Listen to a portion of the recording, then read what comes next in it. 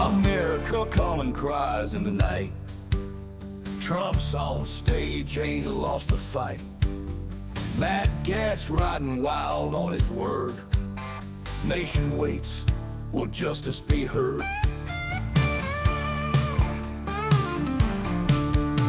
Tulsi with fire speaks the plea. Old paths twisted, who holds the key? Vic's got dreams, tech in his eyes.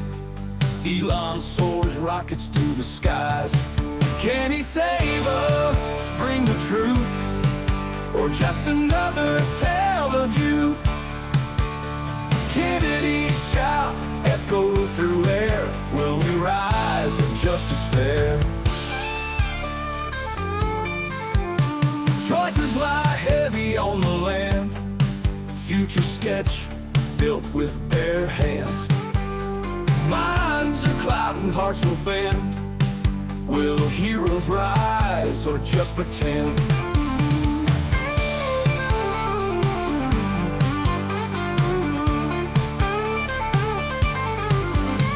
Voices ring, stage lights glare. Truth or triumph, do we dare? Bridge the gaps, hands held tight. Shadows loom, we fight. Can he save us, bring the truth, or just another tale of youth? Kennedy shout, echo through air. Will we rise or just despair?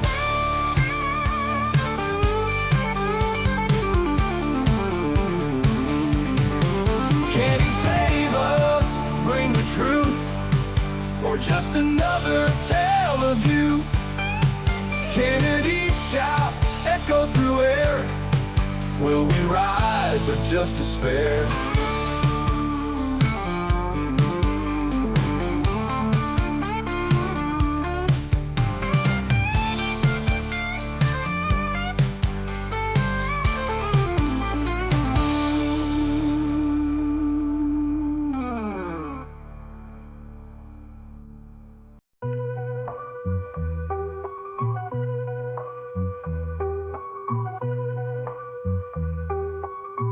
Check the headlines, yo, the onion scheming. Switched up from jokes, now they plotting no reason. Job InfoWars on lock, turn Alex to spot the treason. Free speech silences, conspiracy been freezing.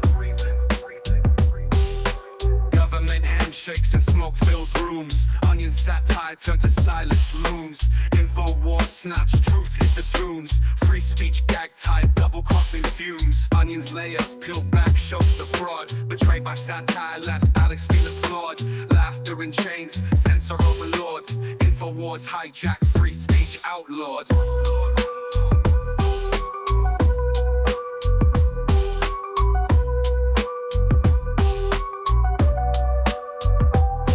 Once a voice spoke loud, now whispers fate. Governments and comedians acting like saints.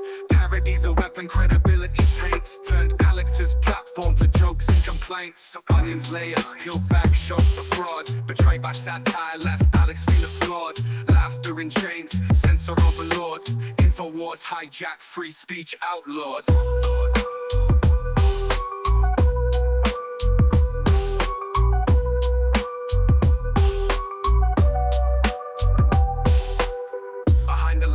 The power grab looms, turning news troops into humor tombs. Echo chamber hollers, free speech exhumes. Puppets in the shadow, strings pull tight rooms.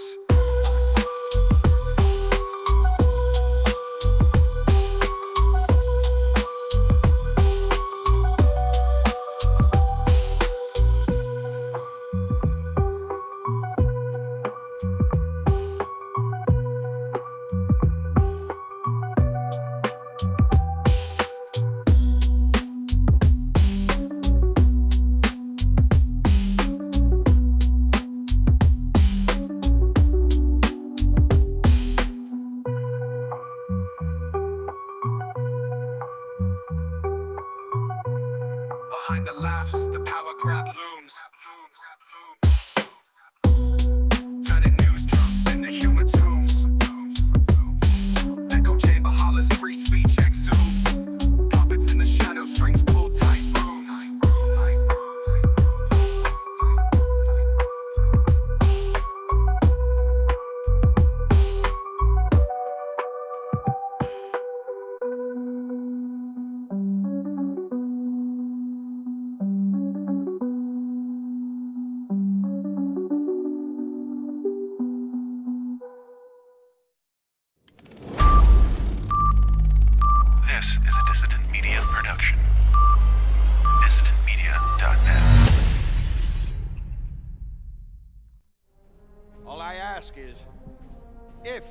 have to give these bastards our lives. We give them hell before we do! The tragedy of our day is the climate of fear in which we live.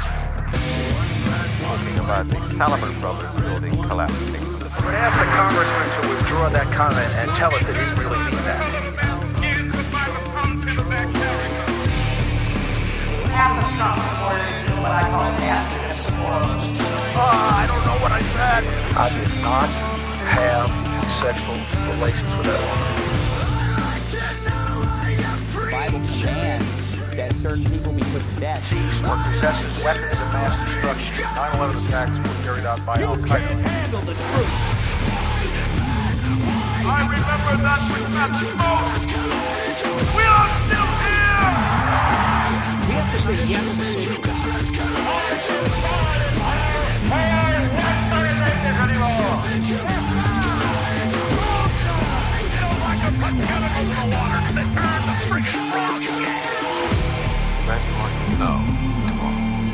It's a big club, and you ain't in it. All right, ladies and gentlemen, welcome back to The System is Down, where we discuss all the things like conspiracies, politics, and religion. And it's been a lot of politics lately, but we're going to talk some conspiracies today, and also a whole lot of politics. But I am joined, as always, by the amazing and wonderful, very young Dave Casey. Dave, how are you doing, my man?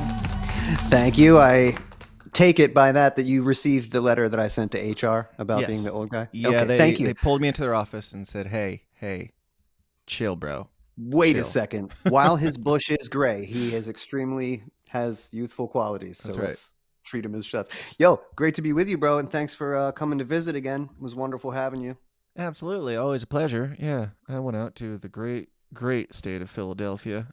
Great only in their voting habits lately, but Which state after Delaware, when did Philadelphia become a state? is this trivia? We starting off Yeah. the show with trivia? I have no Mhm. clue. It's When, called Dave? Pennsylvania, bro. Pennsylvania used to own Oh, shit. Delaware. Shut That's up, Dave. right. I'm tired. All right, it's been a long week. Got back from Philadelphia, the great state of Philadelphia, 2 days ago, where we conducted some business and did some businessy things. Making waves and That's what making businessmen numbers do. and taking heads and names and I don't know. We're doing stuff. It was fun. It was a good time. I had a great time. Yes. Now, before we do anything, I have to remind you guys of my favorite sponsor of all time ever, and that is you guys in the Downers Club. People like Guild You Kate, John Windshower, Drugs for Robots, No Tread, Trashman, Everget D's, Kimberly Zenger, Tattoo, Perry, Nord, Donald Villa, Leah, Stoney, Keith, Heffalumps, SDG, Rick Duran, Javari, Craig DeCosta, Ryan Mortensen, Tim Brown, Harry Snowden, John Byron the House, William Wells, and many, many more. If you want to get your name on that list and have it read incorrectly someday, go on over to patreon.com/This Isn't the Down and sign up for the Downers Club, where you'll get more weird, more raw, more offensive, more generally weekly content. But it's getting a little late in the week this week, and, where people have busy, real lives. So, no promises. Generally, we love to give you weekly content. But when we don't, just know that all of your dollars goes towards making sure that we continue putting out regular content for you in the main. I know, those are government like goalpost shiftings right there. Yes, but you can also get a whole bunch of content. So go check it out, support the show, do the right thing, and you will be blessed forever. If not here in heaven. No after party today, that's what I'm trying to say. But go join the Downers Club anyway. All right, back to Dave. All right, Dave. Lots of stuff is going on in the world. Have you been paying attention to all these shenanigans with Donald Trump's appointees and Alex Jones and all the chaos? Of course, man. I'm a political junkie. I got that shit hooked up to my veins, son. Of course you do. Before we get into any of the politics and actual news, Dave, the other night at your house, this is the entertainment news. We're gonna give a brief entertainment news first. We started watching Deadpool and Wolverine, and I was packing and not really paying that close of attention. We were designing shirts and a bunch of stuff, which you can find at this is the worst segue ever. We started watching this movie. We'll get to that in a second. We started watching this movie and didn't pay that much attention to it. I did download it and watch it on the plane the next day. And I got to say, here's my review. Deadpool and Wolverine, pretty mid. See, that's how I know your taste sucks. Because that was the best one that they put out. That was the best one they've put. I mean, listen, it's all, subjective, but it's been years, 5 years or more since that Umbrella has been able to put out a good movie. Yeah, and they spend like $100 million on each one, so you think that they could do it for that kind of cash, but it took a while. Dropped some F-bombs in that one. I appreciated that. And nostalgia, so hot right now, so I needed it. So the nostalgia was Disney putting out R-rated movies that talk about Pinocchio sticking his nose up your ass? That's the nostalgia factor? I think that they originally had, it was supposed to be Mickey Mouse, but I think Kevin Feige asked them to change that. Sure. So they changed the joke a little bit. But yeah, that was a good joke. But I'm a comic book guy, bro. I was waiting for those guys to do some of those characters properly without any kind of woke DEI agenda, any kind of Black Rock sales pitch sprinkled throughout. So I'm not saying it was bad. I'm just saying it felt, even with the R rating and the spiciness, a lot of the jokes felt like Disney jokes. Like I thought it was funny, like the wink and nod to, Disney acquired Fox or whatever, but then it was just like joke after joke after joke about that, to where it's like the meta humor is funny, but then at some point you need it to actually kind of make sense within the world that, like, I feel like the first two had more jokes that were double speak, where it was a turn of phrase that could either mean, like it was wittier to where it could mean one thing that's meta, or it could mean something actually in their universe. But this was a lot of like, hey guys, just so you remember, Disney bought this company and fuck those guys. That happened like 16 times in this movie. And I enjoyed the movie. I didn't dislike it, but there was a lot of I felt like there was a lot of cheap laughs. It was funny for a bit, but so fun. I know that you have only seen like 7 or 8 movies. So I take it that you haven't seen all the original Fox, X-Men, Fantastic Four. I've seen a lot of them. I used to watch a lot of the Marvel shit back when it was popping off until it got oversaturated. Then I completely fell off. But so that's kind of what it made me feel like. It made me feel like some of those Disney, Marvel later movies, but trying, like, they have a better IP with this one. We definitely don't have to spend too much time on this because who gives a shit? But I could. They maybe we should do some after party movie reviews or something, which we've been talking about for the last year. No, we'll just shove it at the beginning before what people actually want to hear. Yeah, I don't know. It felt like Marvel humor, which can sometimes get cheesy. Just a little bit. It was fine. I'm not dogging it too much. The action was good, and it was a fun movie. I would watch it again without a problem, but I was hoping for more out of Deadpool versus Wolverine, and that's probably just me being a movie snob who has never seen movies. Now, yeah, if you got any more on that, feel free, but I just wanted to bring that up since we started watching it, didn't finish it, and that's my review. Give it a C+. No, I give it a B. I give it at least a B because it's a fun movie. I don't dislike it. I'll just say it is kind of lowbrow, and it was made for fun, not really cinema. Scorsese would not give it a 4-star review. So, but yeah, I thought it was a good time. Yeah. Well, that's entertainment news. Moving on to local news. We're not getting to politics yet. We're going to talk about local news because here in the great state of Illinois, nope, not that button. That's way more intense than I was hoping for. Yeah, it got scary real quick. Here in the great state of Illinois, well, it is politics because J.B. Pritzker had this to say this week. But we also want to make sure that there isn't a violation of people's rights with, raids, for example, that are done in coordination with local law enforcement on people who are, frankly, holding down jobs and have been in this country for many, many years. We think that's improper. And in Illinois, that's not something that we would condone. There's been some talk about using other states' National Guard, red state National Guards to somehow come into a blue state and try and enforce these new Stephen Miller inspired rules. And that's just not something we're going to accept. But So regardless of who the president is, it really doesn't matter because my state is a beautiful sanctuary, a harbor for all the immigrants to come, and we welcome you. We welcome you one and all to the great state of Illinois. Thank you, J.B. Pritzker, for doing the right thing and insisting that despite all the problems and everything, we are open for business. Dave, any thoughts? My states' rights. That's going to be the new thing. Mm-hmm. States have a right to do whatever they want. And actually, I tend to agree with that. If that fat bastard wants to create a sanctuary city, stop people from owning guns, and then, dump a couple, a million or two immigrants on Chicago and see if that improves the situation on the ground there, then best of luck, sir. Yeah. Yeah. Thankfully, I live right on the border to Iowa, so, worst come to worst, you can always just hop their fence and, take the Josh Smith route. Now, in other news, the very famous Haley Welch, internet fame for making a joke on the street corner about blowjobs and is now a famed celebrity of sorts.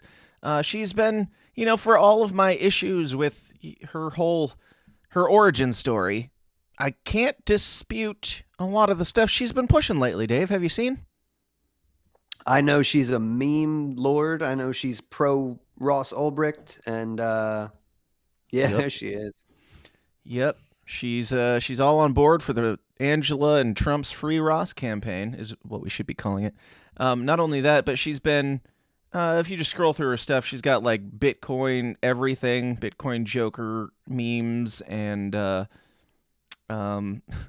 nothing. Free Ross everywhere.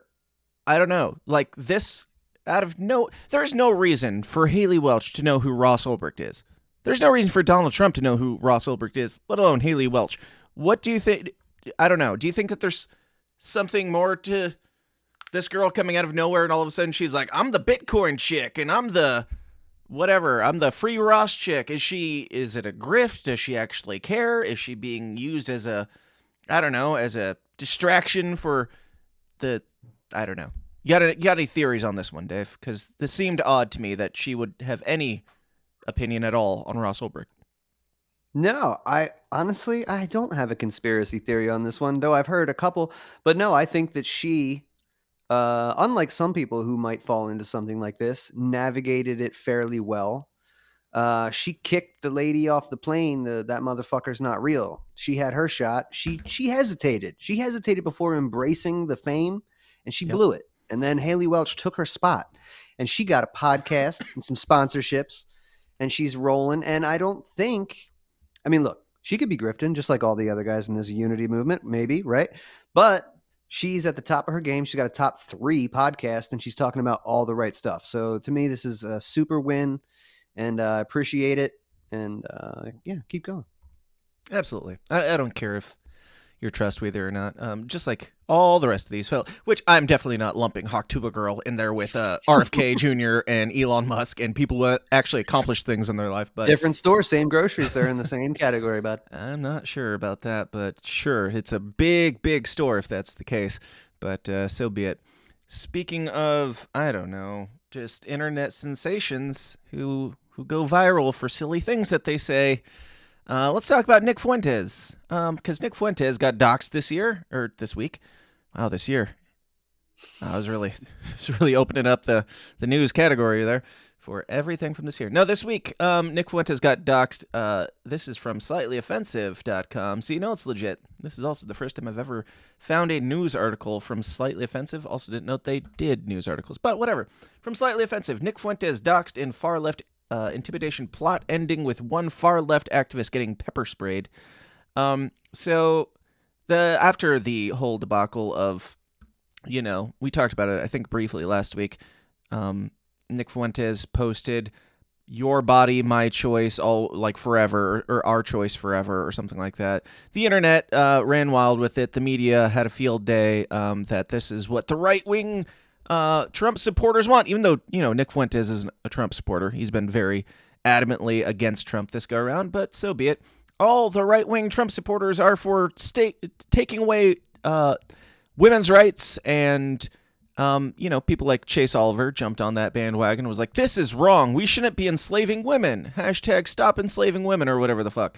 Anyway, after all that spiraled out of control, Nick Fuentes got doxxed. Somebody released his private information, his address and phone number and everything. I haven't called it yet, but I do have his phone number in my phone just in case of emergencies. But I would imagine he will have a new one if he doesn't already, because people not only, I'm sure, called him nonstop, but this lady, this fine woman, showed up at his doorstep and was met with a pleasant surprise from Nick Fuentes. Here we go. Hi. Oh my God! What are you doing? Get the fuck out of here.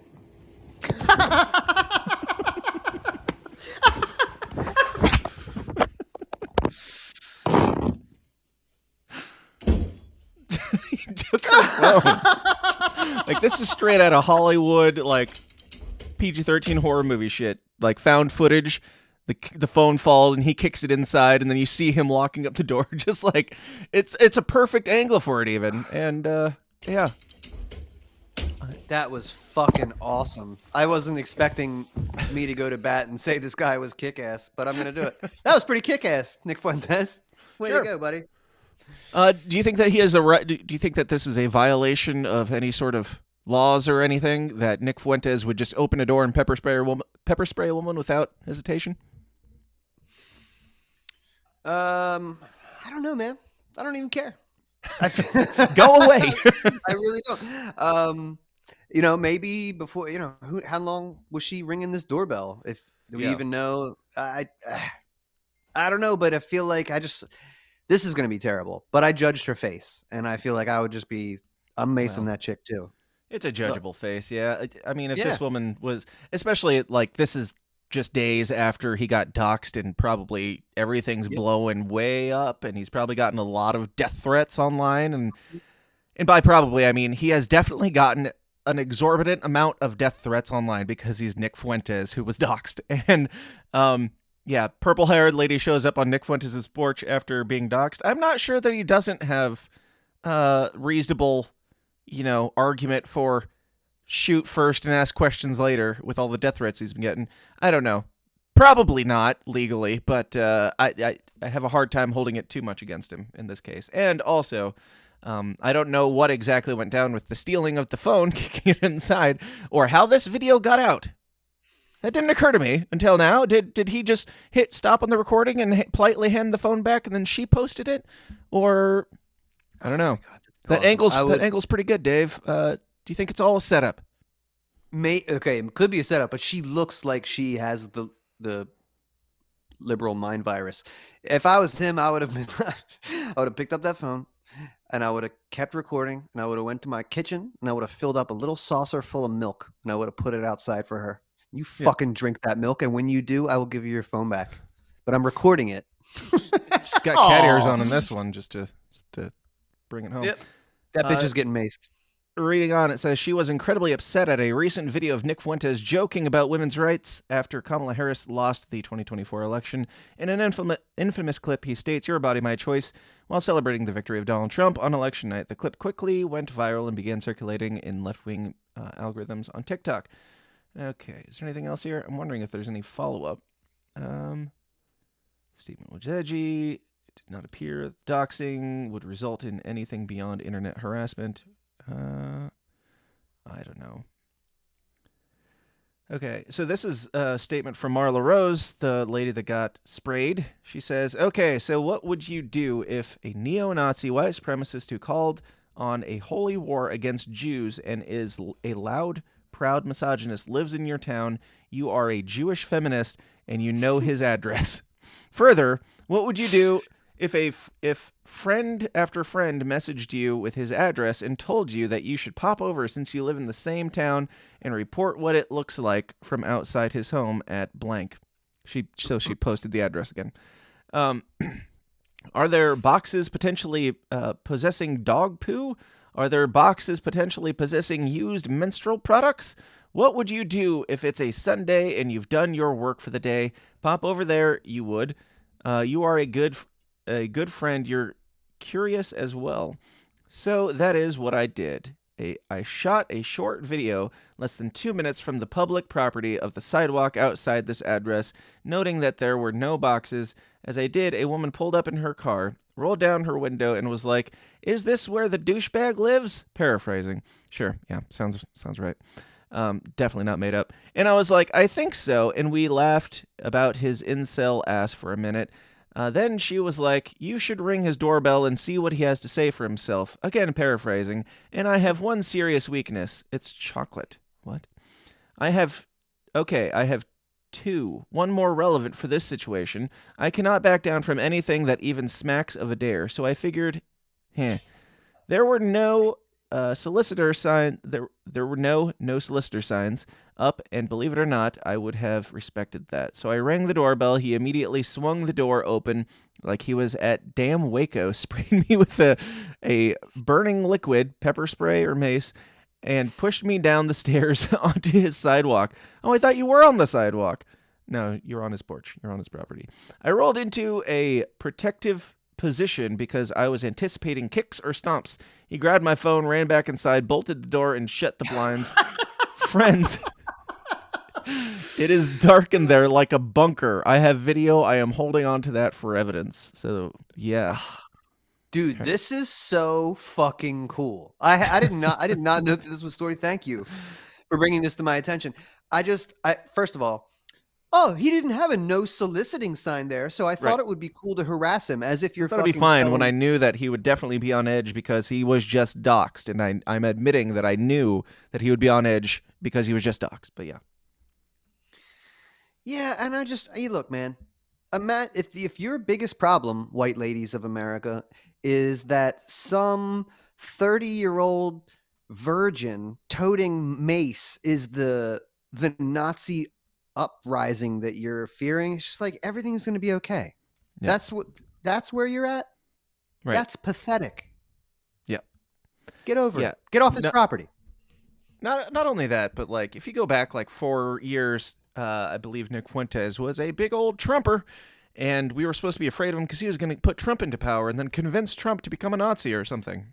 And now he's not even he didn't even endorse Trump. He was anti-Trump all the way leading up to this election. And yeah, I mean, what are we supposed to be afraid of now? Because before it was like, well, why are we afraid of this guy? He's not in any sort of political power. And it's like, well, he's influencing Donald Trump. He met with him, with Kanye West. Yeah, and they had a really bad time of it. And then since then, he's gone the exact opposite way of well, not the exact opposite way, but he's gone away from Donald Trump and pushed Donald Trump away and does not support Trump. So what exactly are we supposed to be afraid of with Nick Fuentes? Is it just that he made a video where he said something really mean and nasty on the internet?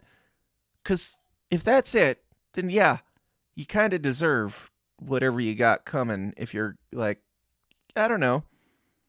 I'm not condoning the use of, painful force on anybody who knocks on your door, but you should have known, and I feel like she did know exactly the response that she would get. It wasn't going to be, hey, I'm willing to answer your questions while I'm fearing for my life. It is, you should probably be lucky it was pepper spray. Yeah, I'm not certain about the legality of this, though I'm pretty sure if you have somebody who based on the social media evidence here, that they're there to harass you at your door, and that's non-lethal force, you might be within your right. But even if you do not have the right, according to the non-aggression principle, to mace that bitch, it's still awesome that you did. It's hard to disagree with. And that said, let's watch it one more time before we move on. Hi. Oh my God, what are you doing? Get the fuck out of here. Hey fellas, let's beat these bitches. Oh my God, this guy, he just gained so much more of my respect, dude. This is not good. That's what they don't want. Yep. Get the fuck out of here. Give me your phone. Just this shot of, she's right, it's a very dark house. He's like drawing the blinds. Yeah. If I didn't know what exactly happened here, I mean, if you told me that he like, it's hard to tell what happened. If you told me that he like stabbed the woman in the chaos and like drug her body in, I'd be like, yeah, that makes sense based on what I can see in this shot here. It looks like he just drug her in, and he's about ready to put her in the dungeon. But See, that is the funny part, because that is kind of the aesthetic, but he's still a virgin with mace. Right. On his own property. Like, leave Right. me alone. Get out of here, lady. Slap, slap, slap. The slapping of firearms, yes. Now, speaking of people who are definitely not feds, we got to talk about the one and only Alex Jones, who unfortunately is going down today, it sounds like, or very soon. The announcement came out this morning that his business was being auctioned off, and they already have a bidder. And unless you read the title of this album or this episode before you clicked on it, you're not going to believe who it is. This is Alex Jones's take. Ladies and gentlemen, it is 7:50 right now. I'm about to upload this to X. I just got word 15 minutes ago that my lawyers and folks met with the U.S. trustee over our bankruptcy this morning, and they said they're shutting us down even without a court order. This morning, the Connecticut Democrats with the Onion newspaper bought us. They asked, did they outbid? They said, well, it was competitive. So they changed all the bidding rules, made it secret 2 days ago. I had a bad feeling. I told you that. And just like they tried to shut us down back in late May without a court order, they're supposed to have a court order. There's going to be injunctions filed. I'm about to go live out of Harrison's American Journal studio. I don't know what's going to happen, but I'm going to be here until they come in here and turn the lights off. And I'm going to say, where's your court order? So this is all going down right now. They want to silence the American people, but we're not going to be silenced. Be sure and follow me at the Alex Jones Network at AJN Live on X right now. They're filed in court to take real Alex Jones away. That's totally unconstitutional. The judge already said no, so they filed in other courts. So the live feed going up by the time you see this at AJN Live and at Real Alex Jones right now. Share this everywhere. This is a total attack on free speech. The deep state is completely out of control. The private security hasn't even been told all this yet. They tried to tell them last time, the other U.S. trustee, to shut us down with a court order. These folks said no. So this is all happening right now. This is the tyranny of the New World Order, desperate to silence the American people. The mandate of Trump against all the lawfare, they don't care. So the system still thinks it's in charge. I'm going live right now from what probably will be the last transmission from this building. God bless you all for your support. Please support our sponsors so we get funds to stay on the air at the Alex Jones Network, thealexjonestore.com. Take action. I need your support. InfoWars is really the detonator for this whole global movement that's happening. Your support did that. You're the reason it's happening. You are the resistance. God bless and good luck. So, it's not just the end of an era. The corpse of InfoWars has been sold and will now be... It has been sold to a parody news site in an attempt to make an even bigger joke out of the legacy of InfoWars and just kind of teabag its corpse a little bit for funsies. But frankly, sad as it is and disgusting as it is and just horrendous, it's pretty funny.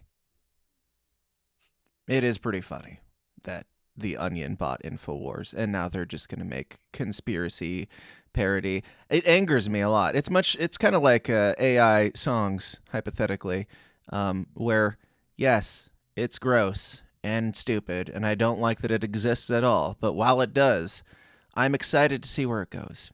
Dave, thoughts? As you know, I love when we disagree, and I disagree with you. I know. Just so you know, it's a 90%, 10% split. I mostly fucking hate this whole thing, but there is a tiny part of me at least that's like The Onion bought InfoWars. That's like a Babylon Bee headline on its own. It's kind of like Elon Musk buying Twitter. It's like, that would never happen. Somebody might buy InfoWars, maybe like a CNN or something. That would be an abomination. But no, a satire site bought InfoWars, and I mean, they can't even figure out how to run their own satire site at this point and parody the news well. So I don't have high expectations for it. But if it was going to be just sold and then left to die, we wouldn't at least have, I don't know, something to talk about like we will now. Yeah, so I think I remember when The Onion used to be, a little avant-garde, kind of edgy, and they would be and moderately funny. Moderately funny, a little bit of a check on power. Not much, like Jon Stewart level Comedy Central check on power. Michael Moore check on power, circa 2003 or whatever. But at least it was something. And then, 20 years went by. The Babylon Bee happened. People realized that this wasn't doing it. And now I know that they're not you know, I would consider them part of the corporate press at this point if I didn't already. But what they're not to me is anything that resembles anything with, I'm just going to say, I know they're not journalists, but like to not let InfoWars die a natural death and go, we'll take that over from here. We'll rape the corpse. I'm incredibly insulted by that. And I would just say, fuck the Onion. Don't support that. For any group of writers or like creators to go, we'll take that over. We got it nice and cheap because it was robbed from this man. Yep. Who, along with Julian Assange, is probably one of the greatest journalists over the past 20 years. You guys can fight me on that if you feel like it. But no, I'm incredibly triggered by that, and I'll be watching closely. But fuck the Onion. Did I hear Alex Jones correctly? Did he say that he asked if there were any other biddings and they wouldn't tell him? Like he's asking, was there anybody bidding against them? And they're like, yeah, there were some, but they wouldn't say anything. So, yeah, I wonder if he's like, you did this on purpose. There was a reason why the Onion got it, and it wasn't because they were the highest bidder. It's because you wanted to make a mockery of my entire legacy. And I do suspect that's the case. But let's hear from let's see. Let's hear from the Real Onion. quick. Yeah. Can you think of another instance of like this? Like, okay, this fast food joint got sued and then it went bankrupt. So Burger King and Taco Bell fought it out to get, what? I just can't think of another instance in which something like this has happened. Yeah, McDonald's gets sued for their hot coffee, and then Burger King not only buys McDonald's, but buys it to just and intentionally make shitty food so that people never remember that McDonald's was once great. Yeah. Whether you agree with that statement or not, it's objectively true. But just rapes the corpse of McDonald's just for the fun of it. Yeah, I don't know, but let's find out from the Onion themselves or himself. I don't know the guy's name. Oh, Bryce Tetradier? I don't know how you pronounce that, but he says, here's why I decided to buy InfoWars. And I have not read this yet, so we'll find out together, because this is all just coming out today. He says, today we celebrate a new addition to the global tetrahedron LLC family of brands. And let me say, I really do see it as family. Much like family members, our brands are abstract nodes of wealth, interchangeable assets for their patriarch to absorb and discard according to the opaque whims of the market. Okay, could you have said that any more obscurely? And just like family members, our brands regard one another with mutual suspicion and malice. All told, the decision to acquire InfoWars was an easy one for the Global Tetrahedron Executive Board. Founded in 1999 on the heels of the Satanic Panic and growing steadily ever since, InfoWars has distinguished itself as an invaluable tool for brainwashing and controlling the masses, with a shrewd mix of delusional paranoia and dubious anti-aging nutrition hacks. They strive to make life both scarier and longer for everyone. And longer is bad. Making life longer. And a commendable goal. I guess it's not bad. Whatever. Scarier and longer for everyone. A commendable goal. They are a true unicorn, capable of simultaneously inspiring public support for billionaires and stoking outrage at an inept federal state that can assassinate JFK but can't even put a man on the moon. Is this real? Like, there's part of me that's wondering if they put out a fake statement and we're being fucking trolled right out the gate. Because this is... I don't know. Got any thoughts so far on this nonsense, Dave? Yeah, they're pissing me off. Whether it's not... Again, either way, if this is their serious statement or if this is how their content is going to go from now on, fuck these guys. Mm-hmm. Through it all, InfoWars has shown an unswerving commitment to manufacturing anger and radicalizing the most vulnerable members of society, values that resonate deeply with all of us at Global Tetrahedron. So are they saying, I feel like they're saying this, I feel like it's a joke and they're trying to say we are this evil conglomeration and that's why we're taking it over, whatever. I feel like this is not all on the up and up, because saying like, values that resonate deeply within all of us, blah, blah, blah. No price would be too high for such a cornucopia of malleable assets and mines, and yet, in a stroke of good fortune, a formidable special interest group has outwitted the hapless owner of InfoWars, a forgettable man with an already forgotten name, and forced him to sell it at a steep bargain, less than $1 trillion. Make no mistake, this is a coup for our company and a well-deserved victory for multinational elites the world over.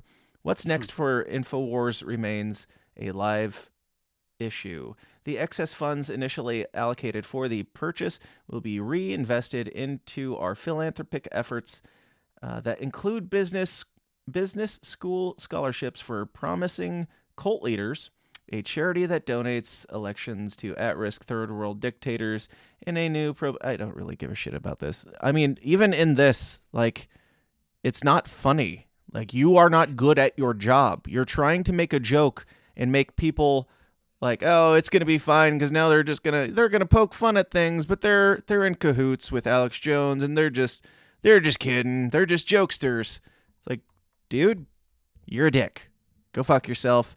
And not only are you a dick, you're not funny. You haven't been funny. I don't remember the last time I saw something from The Onion that made me chuckle. It's usually very cringe, and this was just. I got duped into thinking that he was going to say something at least funny, preferably, honest, but at least funny. Anyway. Yeah, man. I'm not sure about their intent there, but not a word about free speech. Not a word about how the regime came down on him and stole his property and his life's work.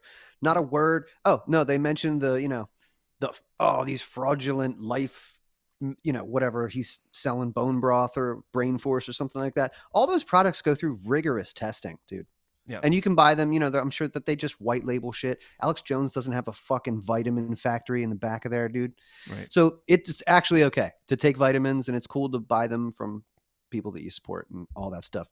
So it just seems like a complete smear piece.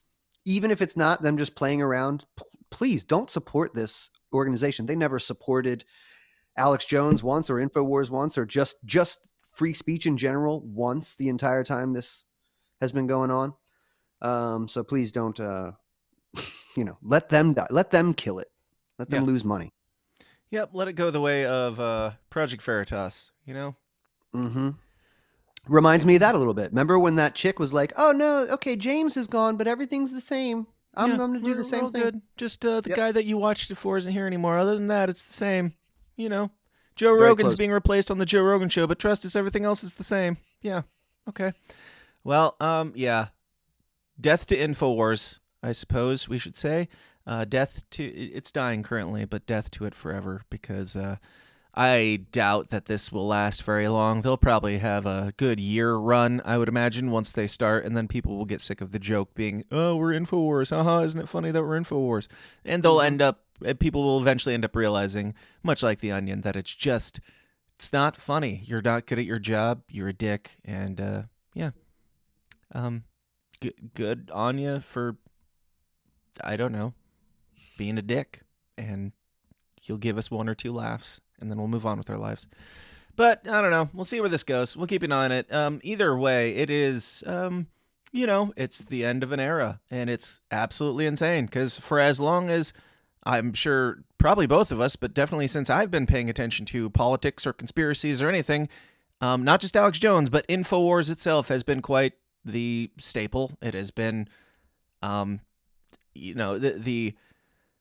it's been not only a great place to find out some crazy, outlandish theories that end up being true at the end of the day, it's also, I don't know. It's a brand, and it's something that's been around for so long and had such a, I don't know, I'm rambling. It's a staple. It's a staple in the community, whether you trusted it or not. It got big enough that even the conspiracy guys like us were like, I don't know if I should trust this, because it's gotten really big and really powerful and really influential.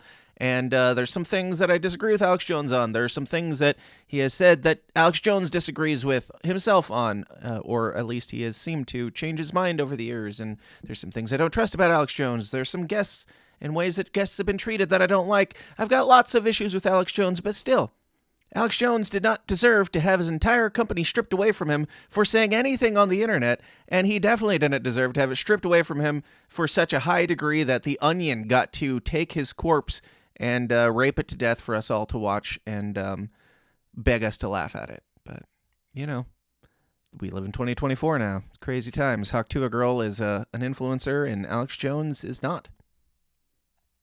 The cool thing, man, is that you can't just squash his energy. So he's already got a new network. He's gonna X is out there. Like you can't just eliminate Alex Jones. And they would have to ban him from using telephones. Like they would have to ban him from society in order for him to not have. I mean, as long as Elon Musk hangs in there and keeps with allowing him to have a platform on X, as long as Alex Jones has a cell phone, he can have an Alex Jones show. So, bro, and he's so much larger.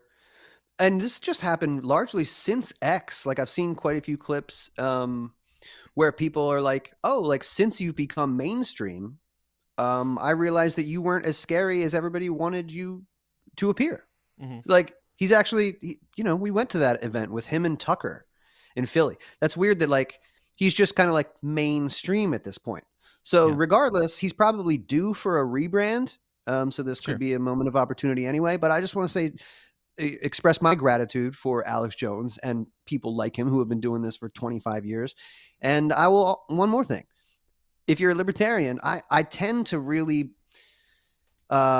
relate to and have more, maybe not more respect, but I can just bro down with people who have found Alex Jones or people like that before they found libertarian philosophy, like you, like Mike Heiss. I think that's an important building block, is that you learn some of that shit before you learn all the, economic theory and other things that are also important, but you need to learn the nature of the state. And he's done an incredible service in that. Absolutely. Now, rest in peace, InfoWars for now. We will keep an eye on it and keep you guys informed as things progress and new InfoWars comes out. I would imagine Alex Jones is maintaining AlexJonesShow.com. He's maintaining Mad Max World and all the other things.com. So I don't foresee him going anywhere. But it really does suck. And I bet it sucks for the people who are employed there too. Not just because they're losing their jobs and their livelihood and their history of working, like their legacy that they were working on building, but also, I would imagine Alex Jones is in a rage right now, and he's hurting people on the job. And if you've been hurt on the job, you should contact Lone Star Injury Attorneys.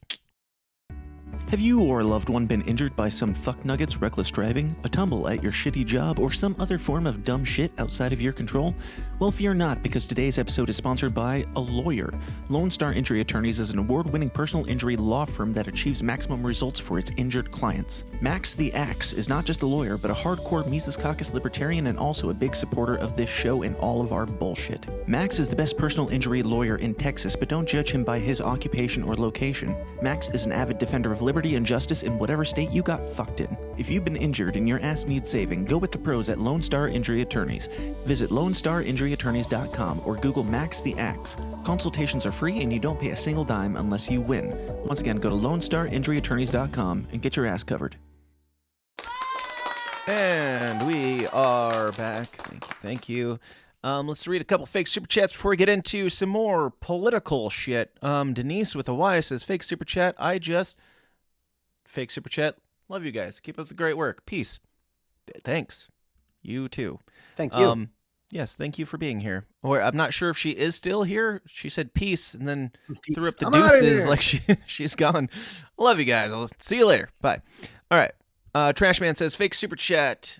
Need to move this where I can see it. People should start leaving Fuentes signs telling him to go back to Mexico. I mean, that's fun. Yeah, that's fair. It's fair. Hefflump says, fake super chat, the NAP allows macing that bitch.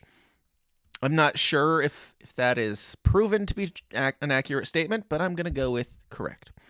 And this is not a fake super chat, but I wanted to read it. Stereo Prism, not saying Alex Jones is a total fraud, but there was some questionable stuff back then. I don't know when back then is or was, but yes, that was the entire point that we just made. Thank you for confirming. Now, Dave, you got any thoughts on those great fake super chats there? No, other than appreciation for everybody. Thanks for dropping this.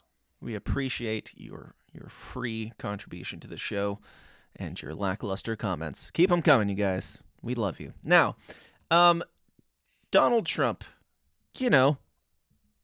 President-elect Donald Trump again. Yeah, let's talk about him a bit.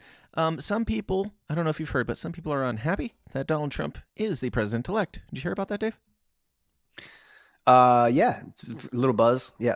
Yeah. Well, we've watched a lot of the screaming bitches and the shaving heads and all that. We don't need to go down that road again. You've all seen it, whether you like it or not, whether you enjoy it, or we're not going to do any more of that today. But I think they found a good solution for all of them, a place where we can gather them all into one place and they can be together. And it's not a concentration camp. It is, in fact, a 4-year cruise offered to unhappy voters who want to escape. That's right, a cruise to escape the world where Donald Trump is president. I'm not sure if this is cheaper than moving out of the country to go on a cruise for 4 years, but what do I know? Let's read a bit. For 1 year, cruisers are offered the Escape from Reality package for 2 years. For 1 year, they're offered it for 2 years. It's the midterm selection package. 3 years is the Everywhere But Home package, or cruisers can choose the 4-year skip forward package. This is fake. I'm calling it right now. I think you're probably right. I'm just going to say my mom sent me this. So, Mom, if this is fake and you're punking me now, I don't know. We're going to have problems on Thanksgiving. Unhappy with the results of the election, whether for president, Congress, or your local school board, one cruise company has the perfect antidote. Villa V Residence, a cruise line offering long-stay residential cruises, announced several multi-year packages. Okay, I'm going to their thing first to see if this is it. Looks pretty legit, Dave. World Cruise. Nice. Now, does it have anything about this package offer to confirm, or did they just link to a random place to call him, bro? Let's call him real.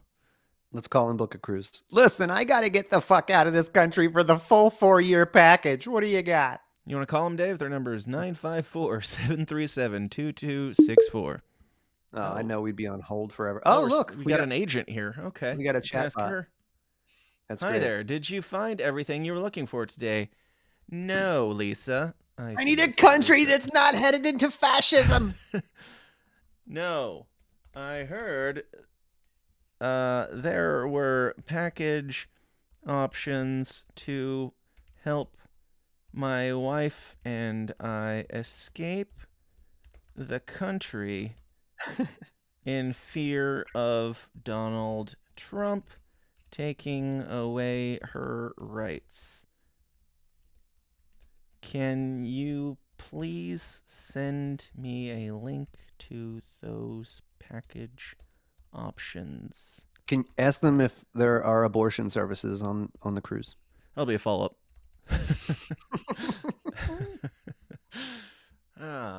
Let's see what you got, Francesca. All right. Well, Francesca's getting a clue. I'll let you guys know if she comes back. But, yeah. Oh, she's responding. One moment, please. I just need to gather some details for you. No. Okay. All right. We'll move on. We'll come back to that. Speaking of Donald Trump, not everybody was disappointed at Donald Trump's appointment. I think of all the people that have been extremely happy that Donald Trump is transitioning to be president again, the person who has had the biggest smile on his face was none other than Joseph Robinette Biden while meeting with Donald Trump. Donald Trump's looking like Donald Trump. I feel like Donald Trump cheered up a little bit once he realized the shit-eating grin on Joe Biden's face. I have not seen, in all of his 4 years of presidency, I have not seen Joe Biden this seemingly genuinely enthusiastic for anything at the entire time. But now that he's sitting next to literally Hitler, who is the head of all the Gaets and the evil right-wing extremists that Donald Trump obviously supports, Joe Biden could not be smilier. Dave, do you think there's I don't know, a lot of people spreading rumors that Joe Biden is actually happy that Donald Trump won. Do you think there's any truth to that? I do. Absolutely. I do. As a native Delawarean, as a neighbor, pretty much. My neighbor, Joe Biden, I think I know him pretty well. Yeah, I think he and his wife are thrilled. They're enjoying some Schadenfreude. That's right. All right, we got a response from Francesca. She says, thanks for waiting. Absolutely. As part of our Tour La Vie program, we provide a flexible and cost-effective way to experience life aboard our residential cruise ship, the Villa V Odyssey. This package allows you to embark on a continuous global journey, joining at any port, and staying for up to 4 years with pricing starting at just under $49,999 per person, double for 1 year. Well, that's a really good deal, but you must act now. You must act now for the $50,000, chat sorry, I'm reading the chat box, and she's asking if I need to speak more. I do not. She's getting too nosy. She's asking who she's talking to, and I'm not buying it. So yeah, I don't know whether it was made with the intention of helping people escape for 4 years from Donald Trump, but it does seem like if this is a new thing that they've implemented with this, you can be there for up to 4 years. It's not a dumb marketing strategy. Of course, then you would end up on the open seas with only psychos for 4 years, and I can't even imagine that hellscape. But I do want to see the horror movie that is the the cruise ship that gets overrun by zombie hordes of leftists and woke bitches, and yeah, that goes on for 4 years until they all eat each other alive, and then the ship comes back and like the lights are flickering and everything, and then they go on board and it's just like bodies everywhere because they consumed each other alive. What do you think, Dave? Do you think this is something worth investing $50,000 into? I hope that the cruise ship is the new boxcar, and this is all a troll by Trump, and he's going to put all his fucking biggest haters in there. You're going to pay him $100,000. An iceberg. Oh man, look what I've done. Yeah, and nobody will know where you are because you're like, oh, I signed up for 4 years. You won't see me for 4 years, so nobody will fucking know. Yep. You convince them to go totally off grid so that they can just live a peaceful life for 4 years, and then you just sink that ship. And 4 years later, people have completely forgotten that their probably wife or daughter in college went off on this cruise. It's like when you're a kid and you have a pet bunny and your dies, but your parents tell you that they sent it to the farm. It's like, oh no, they're just on the cruise. Yes. They'll be back a couple more years. Fine, don't worry about it. I'll come up with a better answer within the next 4 years. No one at all says fake super chat. I'm good, my love. I don't need the abortion that badly. That's good to know. Look, it's just nice to have the options when you're on the cruise. That's right. We'll find out. And if we can't get them in the United States, we'll go to the utopian floating hell of liberal cruises. Sean Van Beaverhout says Biden turning into Kaiser Soze is my favorite part of this election. Listen, Dan hasn't seen any movies, so you're going to have to explain to him who Kaiser Soze is. I'm sorry. It's going to go right over his head. Correct. That's fair. Dan Smotz should watch The Usual Suspects at some point. Mrs. Smotz, if you have that one, bust out that DVD. Let's see what we can do. Ray C says, fake super chat. When you think the loser brigade rage quits the party, will the dissenting haters... When you think the loser brigade rage quits the party, ? Will the dissenting haters ever come to their senses and concede that Angela has saved the party? Without reading the rest of that, I can already say no, but saved the party and finally made us relevant. No, they will not ever be satisfied no matter what she does or did. If she brought Ron Paul in and made him the candidate in 2028 and he won the election, they would say that he is the establishment now. He is a Republican and should not be trusted. Angela was a Republican the whole time. No matter what happens, no matter how much success is or isn't, they will not be satisfied. And the more successful that Angela is in getting some of these wins for us, the more angry they become. So why do you think that anything better is ever going to change their mind when good equals outrage around here? You are 100% right, bro. And I'll just say that it's been funny to watch these fucking mutants just go from, oh, you think you're a kingmaker, you didn't do anything, this would have all happened anyway, till, okay, well, Marco Rubio gets the nod from Trump, and then they're like, you're totally responsible for Marco Rubio becoming right. the Secretary of State. It's like, okay. No win is a win, but every loss is a major, major loss, and you should have. What is wrong with you? How could you have done this to us? Yeah. Right. But, So no, they won't no give up, political and we don't want to spend time with them anyway. So we got to figure that out. Yep. Not everybody is mad about Donald Trump winning, and it's not just Joe Biden. It's also Bill Gates. He came out to say congratulations to President Trump and VP-elect Vance. America is at its strongest when we use integrity and innovation to improve lives here in the U.S. and around the world. I hope we can work together now to build a brighter future for everyone. No. Who wants to work with Bill Gates at this point? It's like he's going for the Fauci.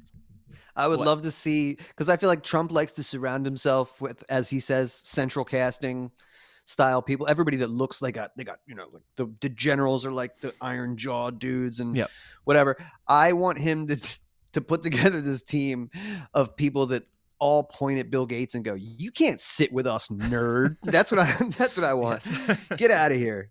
Well, I mean, we got Elon Musk. I would imagine Elon Musk's opinion of Bill Gates is not great, and I feel like he has a bit more sway at this point with Donald Trump than Bill Gates does, since he's been at Mar-a-Lago for the last week, from what I hear, and at each of these meetings, Elon Musk is sitting right up front, and Donald Trump's shouting him out. He's not going anywhere, and I doubt Bill Gates is going to have a whole lot. I don't know. I could be wrong. They could just be like, "Hey, get in here. You're one of us too," because we're all fake at the end of the day. But who knows? Between that and, according to Slate, the billionaires of Silicon Valley would like to congratulate Mr. Trump. So the normie tech titans, even the liberal ones, were quick to bow before the new king. So they're talking about, what's that dude's name? Shit. I guess they're here at the bottom, aren't they? Are they? Zuckerberg? Yes. Why can I not remember Mark Zuckerberg's name? Jeff Bezos, Bill Gates, and whoever that guy is that kind of looks like Tony Hinchcliffe's brother. Apparently, Silicon Valley folks are, Slate is going to make it sound like they're just bending over and worshiping the ground Trump walks on, but I'm sure it's kind of like Bill Gates, where he's like, "Well, you won, so I would like money. Please be nice to me, because I like money and I like getting it from you guys. If you're the guy in charge, we're friends, right? We're still friends. I never said a negative thing about you." We haven't really talked that much about Zuckerberg either, but Bezos, Zuckerberg, Gates, all these people, these billionaires being like, "Well, we supported you the whole time." Is that something where we should be like, "Well, as long as you're on board with the good things now, then you get a pass"? Or should it be like, "No, you need to do something good before we can trust that you want to do anything more than line your pockets with Donald Trump's money"? If I had to guess, Donald Trump is probably like Vince McMahon in that you can have extreme beef with people. They could sue you for $100 million and you could go through years of litigation. And then you could stumble upon a point a couple years later where you're like, we both have an opportunity to make lots of money. So let's just do that. That's probably where he's at. So if Bill Gates is like, I mean, it worked for Marco Rubio. What's your price? It's probably more like that. Like, not you have to prove yourself. It's just like, well, Elon put in $120 million for my campaign. So what are you going to do? That's right. We shall see. We shall see. Another person trying to get a little bit of attention from Trump's cabinet and looking for a spot of his own is the one and only Joe Exotic, who says, well, let's see.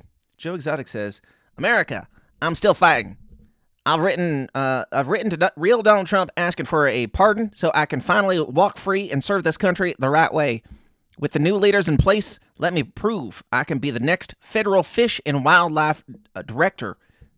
It's time to protect wildlife the right way. Hashtag free Joe Exotic at Radar Online. Be my voice." So Joe Exotic wants to be the federal fish and wildlife director. Now, we're going to talk about Elon and Vivek next, so we can kind of roll this into that. But are we just making up cabinet positions now? Or are we making up new things and just saying, you are the director of good, better baking, so get on making sure that people bake better, bake back better? arch technocrats Elon Musk and Vivek Ramaswamy are to head Department of Government Efficiency. This is from technocracy.news, so you know it's legit. But what are your thoughts on both of these, Dave, together? Is there any legitimacy to this DOGE department? Is there any legitimacy if Donald Trump were to say, hey, you guys are in charge of this department, but it has no real actual credibility in government, or Joe Exotic saying, I want to be the head of fish. Does that do anything, or are we just making stuff up to make people feel better about this? So the difference is that Joe Exotic is ill-equipped to do any of this. He's not particularly impressive, and he's in jail. So he's just kind of spitballing there. And I have heard the criticism that DOGE is not a real government agency and it won't be able to do. And so I guess you could say that, so your theory is Donald Trump is going to throw Elon Musk, Vivek Ramaswamy, and Ron Paul in the mailroom to just kind of rot. Is that what you're saying? Like, right. It won't be able to do anything? Just like everything else in this world, the Second Amendment, your money, whatever. It's all based on faith. So remember that. If you got Elon and Vivek and Ron Paul in the room talking about cutting the budget, people are going to hear that. So I'm very excited about DOGE. I'm glad it's not a brand new agency that's got to be funded with taxpayer dollars. And I'm glad it's those three dudes putting their heads together. It's fucking great. Yeah, even if it's just a team up to scream at Donald Trump and be like, hey, this needs to change. And they're saying good shit to Donald Trump. Who cares? Who cares if they're able to whatever vote or pass laws or bills or anything like that? Like if Donald Trump is saying, I like these guys and I trust their opinion, and those guys have good opinions, what are we bitching about? Exactly. Did you read the little press release from Trump about it? You don't have to, but no. So at the end of it, it states this program will go on no later than July 4th, 2026, so they're obviously planning this to be a big 250-year anniversary celebration of like, okay, we're the greatest country in the world, America, America, America. We're waving all the flags. And also we cut $2 trillion or whatever. So I think I'm excited. You got a mandate. You got a deadline. It's not like a 20-year plan or something. Yeah. What are you going to do by 2 summers from now? Let's check it out. I mean, it does help that they're not really making a whole lot of plans, but whatever. So this is part of Trump's message at the end. He says, I look forward to Elon and Vivek making changes to the federal bureaucracy with an eye on efficiency and at the same time making life better for all Americans. Importantly, we will drive out the massive waste and fraud which exists throughout our annual $6.5 trillion of government spending. They will work together to liberate our economy and make the U.S. government accountable to we the people. Their work will conclude no later than July 4th, 2026. A smaller government with more efficiency and less bureaucracy will be the perfect gift to America on the 250th anniversary of the Declaration of Independence. I am confident they will succeed. Now, great. But if the goal is just this nebulous, we're going to have a smaller, more efficient government with less bureaucracy, it's not like, I'm not saying that's a bad thing, even if it's just a tiny amount smaller and better and more efficient. That's still a good thing. That's still a win. But saying that they're going to conclude no later than July 4th, 2026 should mean that you have some sort of not just a deadline and a nebulous concept, but an actual tangible, this is what is going to happen by this deadline that we have set. This is like if JFK came out and said, by the end of 10 years, we will put a man on the moon. Instead of that, he said, by the end of 10 years, we will have advanced the space race much farther than it's ever gone. All right, cool. Well, that just means you made another rocket. Okay. So, yeah, still a good thing. Still excited about it. Not being a naysayer or anything, but it is kind of weird that we're putting a deadline on it and not even saying, like, what that looks like or what success will be once we get to July 4th, 2026. It's like, well, we cut one department, so we did it. We did exactly what we said we would do. Yeah, but no, I mean, they said they've already put the number. We're trying to cut $2 trillion from the debt. That's pretty awesome. Like I said, Ron Paul's goal when he was running was only $1 trillion. Elon was like, let's do 2. That would be cool.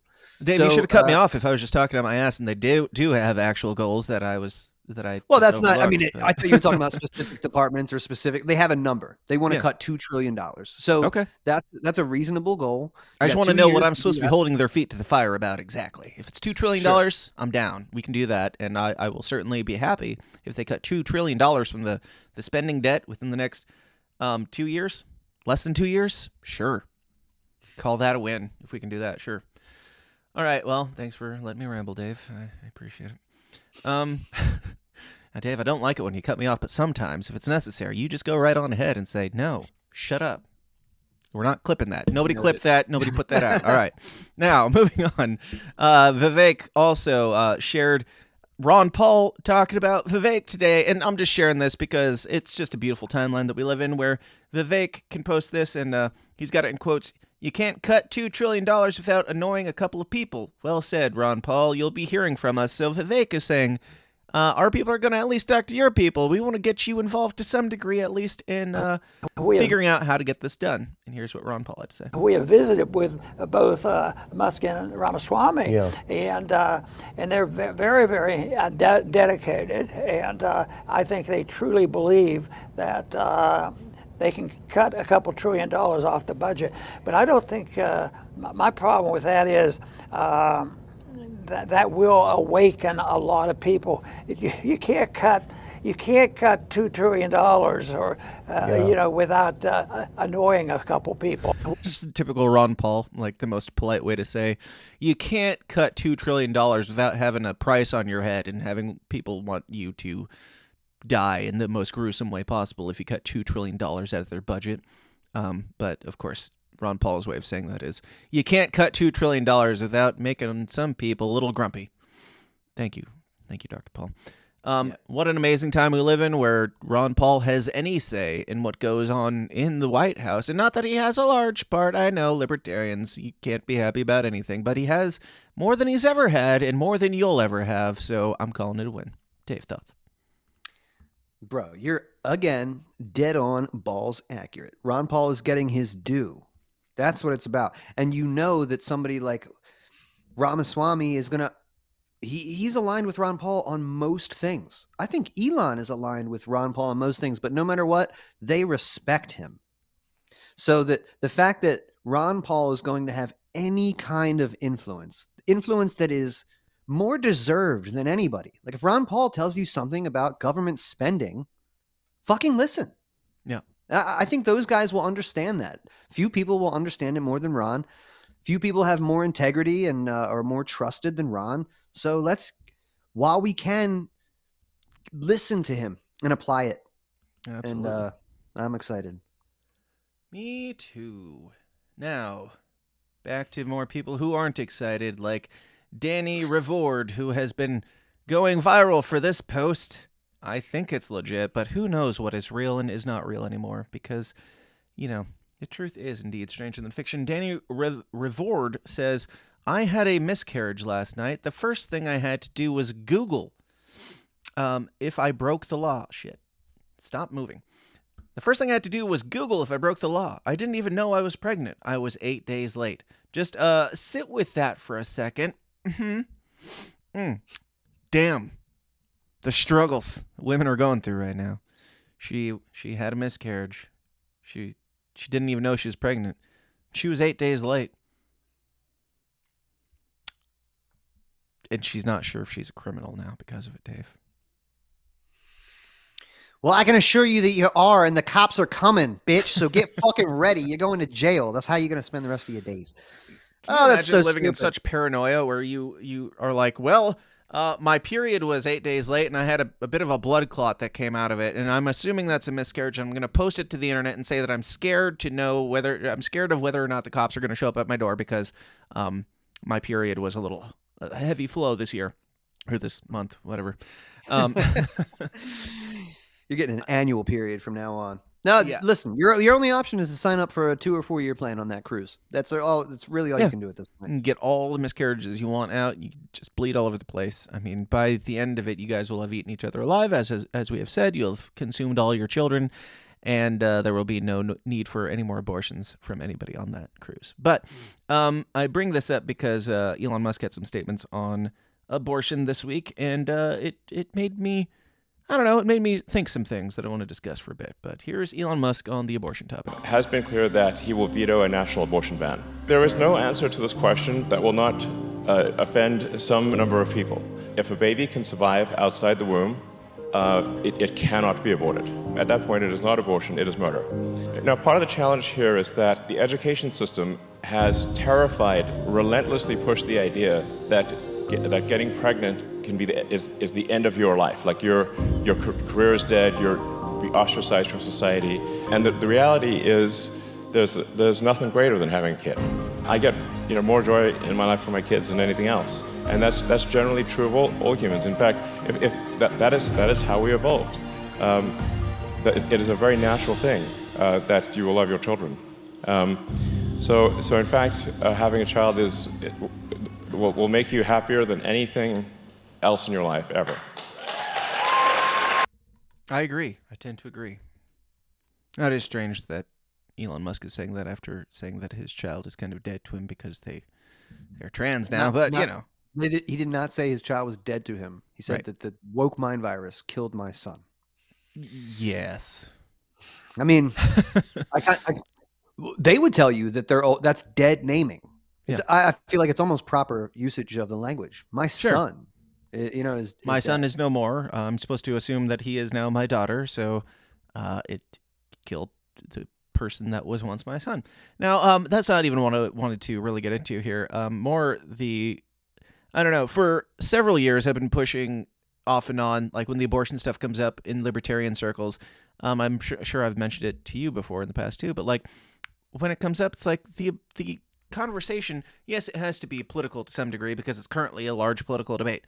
But it seems to me that there's probably, you would think in the year 2024 that we would have a better way of taking care of this issue, like to the extent, like technology that would make abortion moot. And I bring this up because it seems like if anybody could figure out a way to do that, it would be Elon Musk, the guy who is currently spending a lot of time working on brain chips. You would think he could find a way to, I don't know, make it really easy to extract and incubate or something. I don't know exactly the answer. I'm not Elon Musk, but I just want to bring it up and, maybe if you feel like giving Elon a nudge for anything, maybe you should push him toward, hey, we care about the abortion issue too, and we would like you to not just vote it away or vote whatever. We would like you to get a bit of your gigantic corporation of team on maybe they take a day out of the week to focus a little elsewhere other than putting microchips in people's brains for a second because you want us to trust you and all that. We don't really care about going to Mars. We would like to stop killing babies just like you say that you would.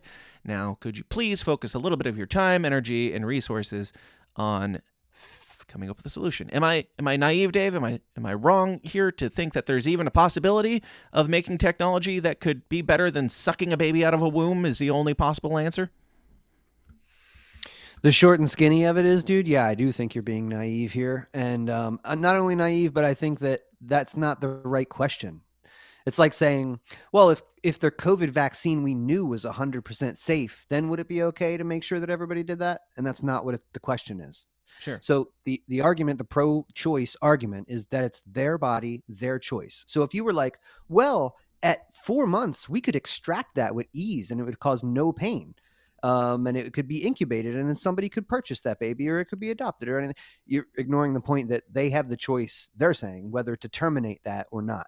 So maybe they don't feel like doing that. But I maybe feel like they it would do. be an easier sell to be like, well, no, you can't abort your baby. We're going to maybe even outlaw that entirely. But you have this option of like, I don't know, maybe it's less than 4 months. Maybe it's just a couple of weeks that, if you just wait a couple more days, we can take the baby out, do this, and, no sweat.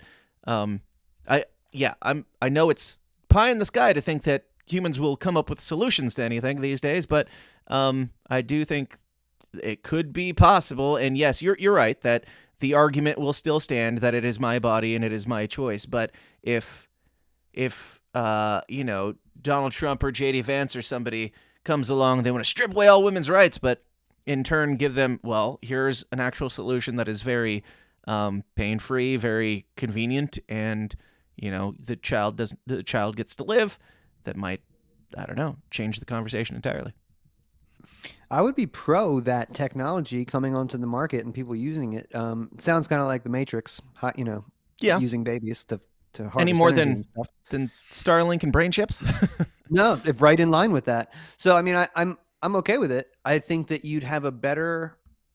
It would maybe not the timeline, but personally, I think that the conversation needs to be about personal responsibility. So if you are a pro-choice woman who believes that it is the responsibility of the man who got you pregnant, regardless of his choice or his consent or anything, but it is his responsibility to fund and raise that child for 18 years, then obviously some responsibility comes on your end too.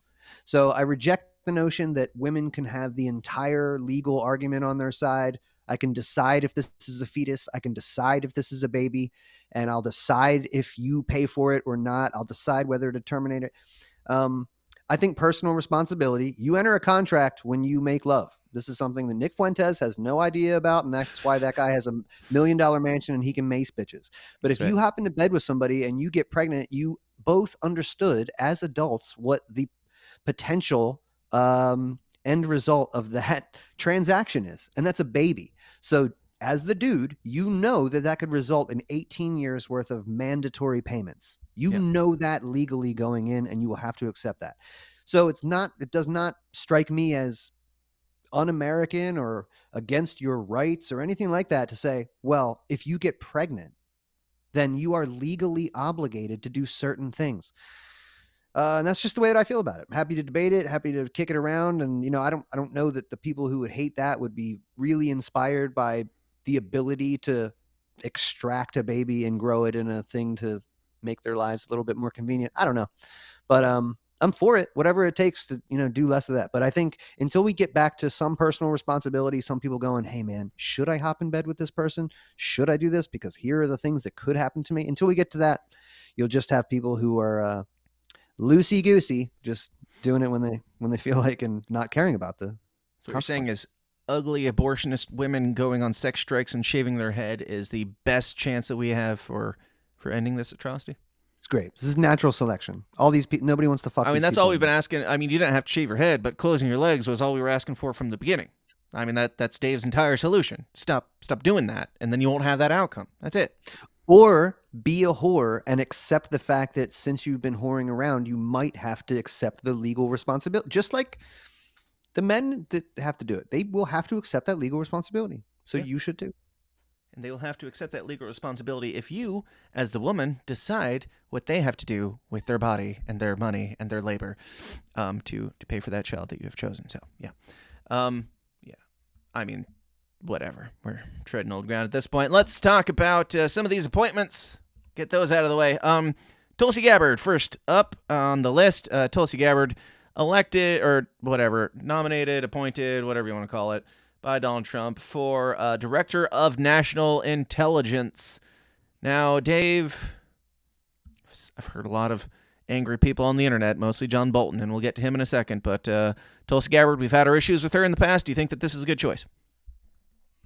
This is probably the best possible choice you could imagine within Trump's orbit.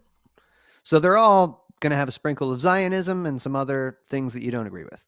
But as far as people that are in Trump's orbit, this is a huge win. And I love it. I'm, cautiously optimistic, but I love it. Yeah. It's like, all right, Zionism stuff, sure, whatever. For all of these appointments, even Marco Rubio, I mean, don't like the dude, total neocon, whatever. Could have been worse. Still could have been worse. And I'm not trying to give Trump a pass on the Rubio thing because I'm still hoping that's just a rumor and that's not actually going to happen. But if we get Marco Rubio in there, but we also get Tulsi Gabbard in there and to some degree Vivek Ramaswamy and Elon Musk and their friend Ron Paul on the sidelines and Matt Gaetz in as Attorney General. And, I mean, there's been a couple other appointments. We're not going to get into all of them today, but I don't know. Take the win. Take the win as Tulsi Gabbard, former reasonable Democrat who called out Joe Biden, destroyed Kamala Harris, destroyed Hillary Clinton, coming over, shaking hands, and making her the, Director of National Intelligence. I like, a lot of people have been pointing out she is on like no-fly lists right now. She's on terrorist watch lists and shit. And Donald Trump's like, nah, she's good enough for me. Yeah, bro. I like it. I don't mean to sound too Q. I know that's your territory. We won't go down that route. But she is on that list. She was the real one. She was getting called a Russian asset. Right. Matt Gaetz was on a podcast going, I think a foreign government took out Epstein. I ain't going to say which one, but I think a foreign government. I'm not going to say which one, but just know that it's the one that I'm not allowed to say. So, right. In conjunction with elements of our government. He said that shit, bro. You know who else has taken no money from AIPAC? Matt Gaetz. Matt Gaetz. I'm interested in that. I'm very interested. Now, I'm not going, oh, yeah, it's all coming together and it's this 4G. Sure. I'm just saying it's encouraging. And much like this is so Trump. He'll put out two guys that you go, oh my God, you're dead to me forever. You absolute piece of shit. And then the very same day, you go, oh, that was pretty neat. I'm right back in the game. All right, you got me. I'm back in the game. You knucklehead, you. Playing with my emotions. But it's already better than 1,000 times over, better than what you would have gotten with the alternative. So we're still even winning. in Trump's last cabinet, was there anybody, I don't know, I wasn't paying that close attention yet, but was there anybody in Trump's cabinet out the gate where you're like, yeah, that guy's going to be great? Right out the gate? No, I mean, I'm not loving the Secretary of Defense. I'm not loving the Secretary of State. They're talking last about time around in 2016. Was there anybody in Trump's cabinet in 2016 where you're like, I even know who that is, let alone I'm excited that they're in there? No, there was nothing. Good call. Upgrade since last time. Absolutely. Yeah, it seems like last time he was more going like, because I mean, for the most part, I don't know, maybe it's just me, but I wasn't familiar with most of the people that Trump put in his cabinet last time. And it feels like it was just like, well, I'm here. Now what do I do, guys? And everybody around him was like, put that guy in, that lady in, that person goes there. He's like, all right, I can't learn all these things all at once. I got to keep up.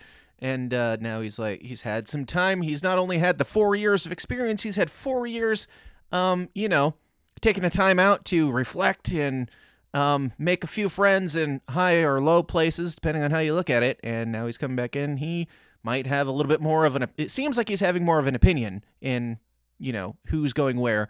And Marco Rubio, be as he may, I'm calling these a win. And even if you have concerns over Tulsi Gabbard or Matt Gaetz for whatever reason, I think the best way to tell if something is a win is getting John Bolton's opinion on it. Let's see. Oh, I thought it was the worst cabinet level appointment in history until they then heard about the Matt Gaetz appointment.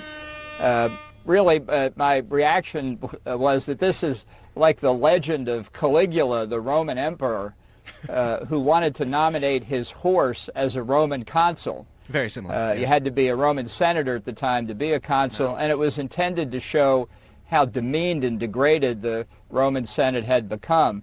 So now we're going to see whether the American Senate can stand up and reject two people who are totally unqualified, unfit professionally, and really lacking in the moral characteristics, the character that you need to hold these jobs. I think this vote should be 100-0 against both of them. That's quite a bold statement from John Bolton. We'll get to Donald Trump's opinion of John Bolton in a second. But, yeah, I mean, if John Bolton has that strong of feelings against them, then I am way more into it. I am so much more into it knowing that John Bolton's mustache is furrowed and he is very upset. And comparing it to Caligula and he nominated his horse just to make a mockery of it and prove that the system was down, I suppose. Do you think that's what this is, Dave? This is just Donald Trump making a mockery by putting the most reasonable people into the positions that they may or may not be qualified for? I don't know if they're qualified for them, but if John Bolton says they're not qualified, they're more qualified than they were yesterday in my book. That was not intentional, but I'll take it. Dave, I did not mean to applaud myself. Your thoughts? No, I'm immediately instilled with confidence that John Bolton is so sad about this. I thrive. Any night that John Bolton sleeps less, I sleep more. I need neocon tears. It gives me sustenance and it keeps me going. So no, keep doing that. I did see that Lindsey Graham said he congratulated Tulsi. Oh, we disagree on a little bit, but I'm very excited. So immediately I was like, oh, that's not good. That's not good at all. Well, sure. That guy. But is that kind of like a Bill Gates being like, hey, since you're there, we're friends, right? Could be. It definitely could. Right. Please don't expose the John Travolta-sized room of people that you guys know the story about that guy. But hopefully that maybe Tulsi at the top of the DNI, like she'll be setting the tone for Marco Rubio at the State Department and the CIA and all this stuff. Like, so if it's all real, if she's in charge, dude, that means the director of national intelligence, the CIA director answers to Tulsi. The NSA director will answer to Tulsi. The FBI will answer to Tulsi.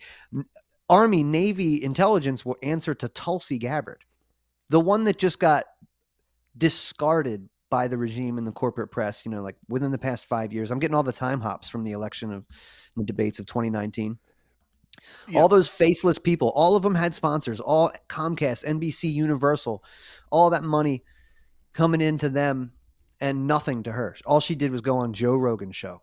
But here we are 5 years later, dude. It's just, if you can't take that as a win, we're screwed. You have to. It's okay to be a little optimistic, man. Yeah, absolutely. Any enemy of John Bolton is a friend of everyone else. I did want to play, for those that haven't heard, this was smashed together with John Bolton's outrage. This is Donald Trump on John Bolton again. Bolton, a real dope, but I thought he'd be great because he was so stupid. He was like a boiler. Every time, if somebody shot down a little tiny crappy drone that cost about $15, he'd want to go to war with Russia. I said, no, I think he was great for me, though, for a period of time because he was a nut job, and everybody, I could see his face get red with that stupid white mustache, and he'd be ready to explode. And this was good for me. I went to Kim Jong-un in North Korea. I took this moron with me, and he never said anything. But when Kim Jong-un saw him, he said, oh, shit, I think the guy wants to go to war. So he was great for me to negotiate with. The same thing with Russia. When Putin saw him, I'd be very nice. I'd say, hi, Vladimir, how you doing? And then Putin's, 2 rows back, and he'd see that moron, and it'd say, holy shit, this guy wants to go to war with me. It should also be noted that Pompeo is out and Nikki Haley is out, and it would definitely seem like John Bolton is getting nowhere near this cabinet. So you can call Tulsi Gabbard and Vivek and Elon and Matt Gaetz. You can call them wins or not, but even if you don't call those wins, you got to call them wins when John Bolton is called a moron by the future president and even Nikki Haley. That I thought, like Pompeo, frankly, I don't know that much about him. I know everybody is really happy that he didn't get it. I don't know that much about him. David, if you'd like to enlighten me a little bit on Pompeo, if you know any more than I do, feel free. So, I mean, the most damning thing to him is that he was the CIA director. And I think he's the one who boasted about, like, during my time in the deep state, oh, yeah, we lied, we cheated, we stole, like all this shit. So I think he's just a bolster of that. What I've seen of him getting grilled by Rand Paul in Congress is like Rand Paul was just asking him, hey, man, like Congress hasn't declared a war since World War II. Do you think that the president is within his legal authority to do that? He goes, oh, well, we've been doing it. So, sure. Yeah. Like, why not? And Rand Paul correctedly was like, yeah, well, just because you've been doing that doesn't make it right. So, right. No, that guy doesn't seem like he cares much about the rule of law. So fuck him. Absolutely.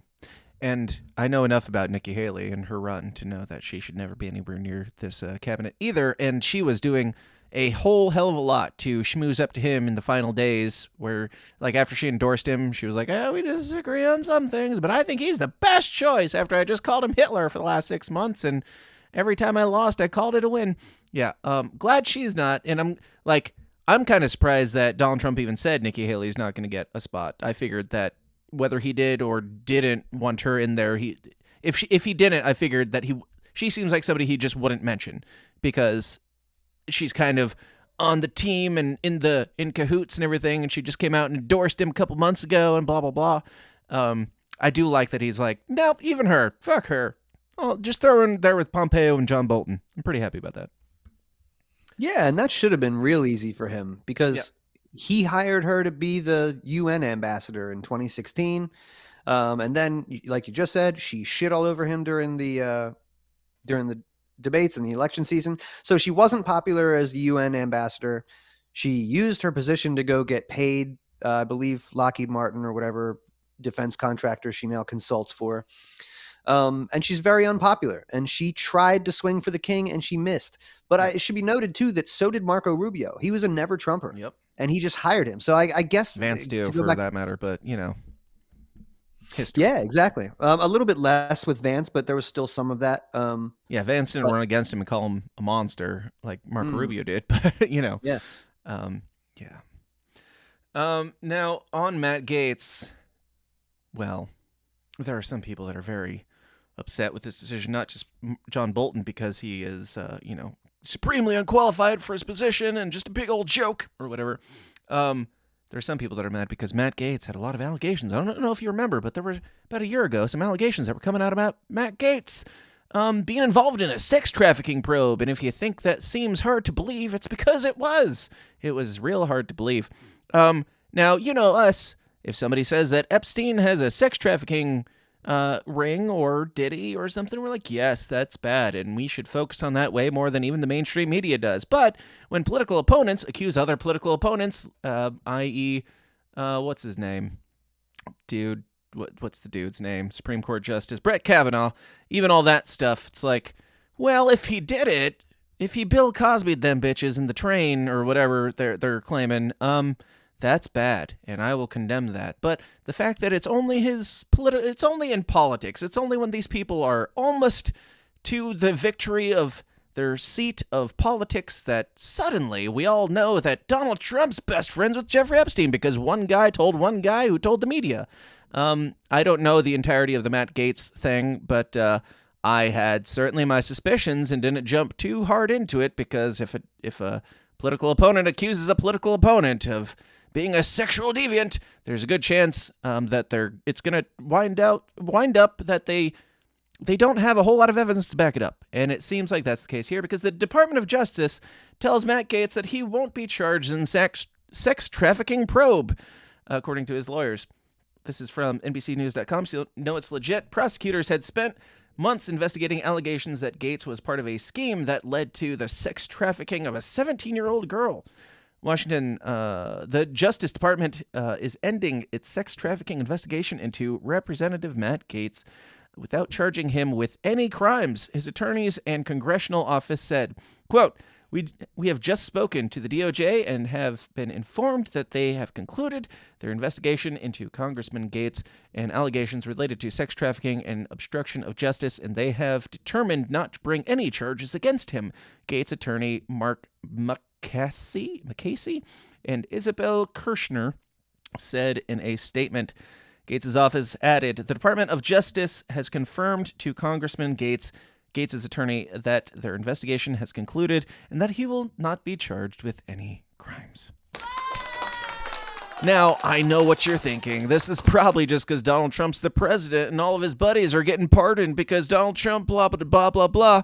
No, if they wanted this guy to go down and they had anything on him at all, they would happily take their shot. No matter who is in the office, they would happily take Matt Gaetz down, especially, I would imagine, because he took, $0 from AIPAC and all that. But, they dropped it. Just coincidentally happens to align right with him getting into power. Now, the conspiracy brain is like a little bit like, oh, are they just letting him in? Are they just letting him off the hook? Because, I don't know. Do you think that there's any chance that there was any credibility to this 17-year-old girl being sex trafficked by Matt Gaetz that I have seen little evidence to, make it seem anything more than political smears, but it's once again a really, really bad political smear to say that your opponent trafficked a child, but, it's not beneath them, certainly. Do you think that there's any credibility to that and they're just letting him off the hook, Dave, or do you think it's more likely that it's like, well, I guess we didn't pull it off in time, so you're fine, go ahead, no further questions. What do you think, Dave? So this is going to sound terrible, but no, my immediate process goes, okay, one of 4 people in Congress who doesn't take money from AIPAC is getting charged with human trafficking of a minor. It's like, right. That's, I'm sorry, but that only adds more credibility. Your human trafficking charge, Matt Gaetz, only adds to your credibility. Right. in my view, you're not winning. You're not. Yeah, that is a pretty bad statement, Dave. Everybody go ahead and clip that one. Go ahead, clip it out. Fucking said it. I'm ready to work for the Attorney General too. I'm putting my application in. So no, that lends credibility to him that they would need to take a guy out like that. Maybe they probably threatened him with it. He probably said, fuck you. Tried it anyway. Didn't get it. He showed allegiance and loyalty to Trump and he wagered on that. And it looks like he won. And now everybody's like, you know what? We had a time to think about that. They're saying the same thing with Trump. Oh, these judges are like, we're just going to put this stuff on hold with your whole criminal charges and things like that. Yeah. So it's probably more of that, man. But no, I just, like anything, if you're looking for evidence, like I haven't seen any evidence. So you're going to have to do better than that if you're going to want me to discard one of the best picks of the new Trump administration. So no, yeah, I mean low bars in in federal government all around. But as far as that low bar goes, there's a few people that rise to the occasion, and Matt Gaetz has not done a terrible job as far as I can tell. So yeah, let's go. If it pisses John Bolton off, I'm even more happy. And now that we don't have to worry about these scary allegations that were definitely not made up from the beginning, carry on, move forward. Dave, how much time you got? We're pushing an hour and 45 now. Do you think that we should? I've got a couple more things. Do you think we should carry it into the after party or just call it a day? I think you should wrap this up within 15 minutes. Wrap this up within 15 minutes? We should make a 2-hour show, the total of the show, for sure. The total including an after party? Because we could make it an hour and 40-minute show. I can't do that. I got 2 dogs over here. They're going to need some attention soon. We'll give it to them for free. 2 hours. We'll get it. We'll get it in. Don Lemon is in the news, or not in the news. Don Lemon isn't anything anymore. This is just Don Lemon flailing because he decided to put out a very bold statement where he is he's making the brave step of leaving Twitter. Hi everyone. I have loved connecting with all of you on Twitter and then on X for all of these years, but it's time for me to leave the platform. I once believed that it was a place for honest debate and discussion, transparency, and free speech. But I now feel it does not serve that purpose. In addition, starting this Friday, November 15th, X is implementing new terms of service, which among other things states that, quote, all disputes be brought exclusively in the U.S. District Court for the Northern District of Texas or state courts located in Tarrant County, Texas, end quote. The full terms of service can be found on my written statement or on the X website.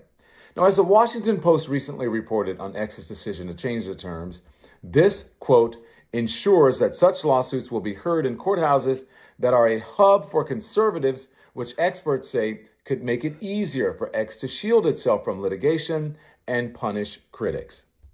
I think that speaks for itself.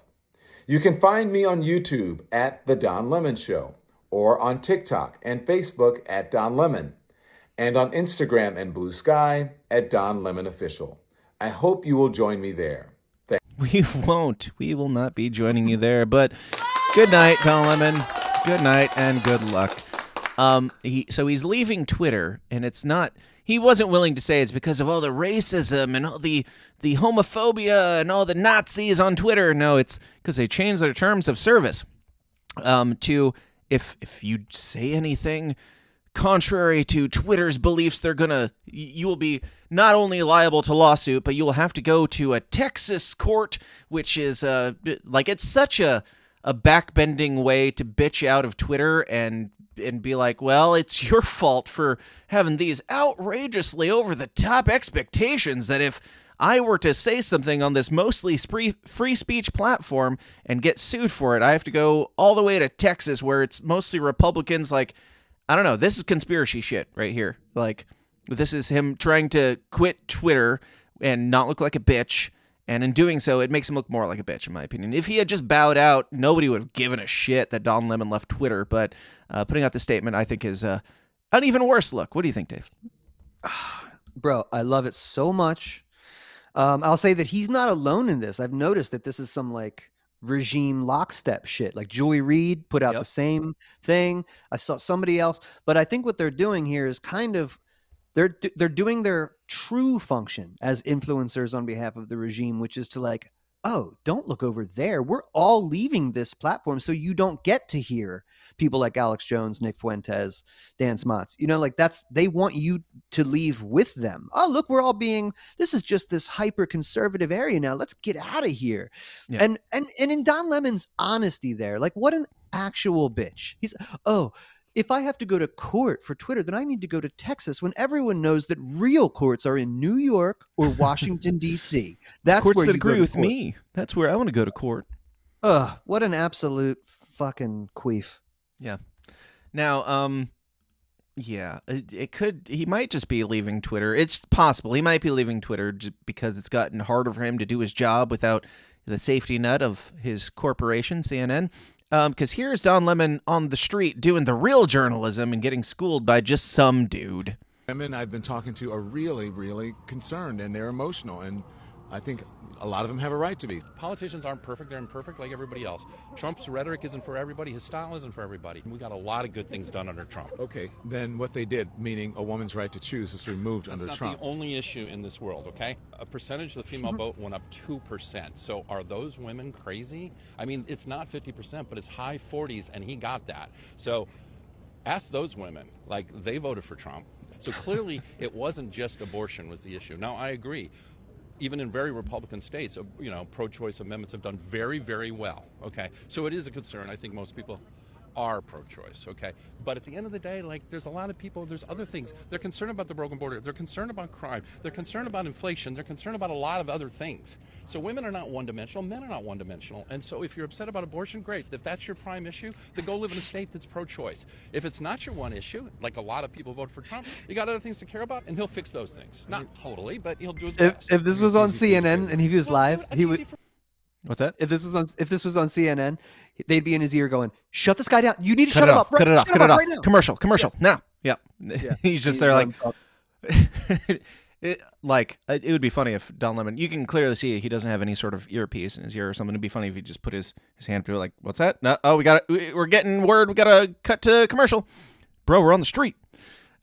Yes, this is great. It was best. I think it's easy for you to say as a man. Well, dude, it's easy for me to say about a lot of things. Sure, I'm not a woman. That's why I don't opine on abortion. Which, good on you. Good on you. Shut the fuck up.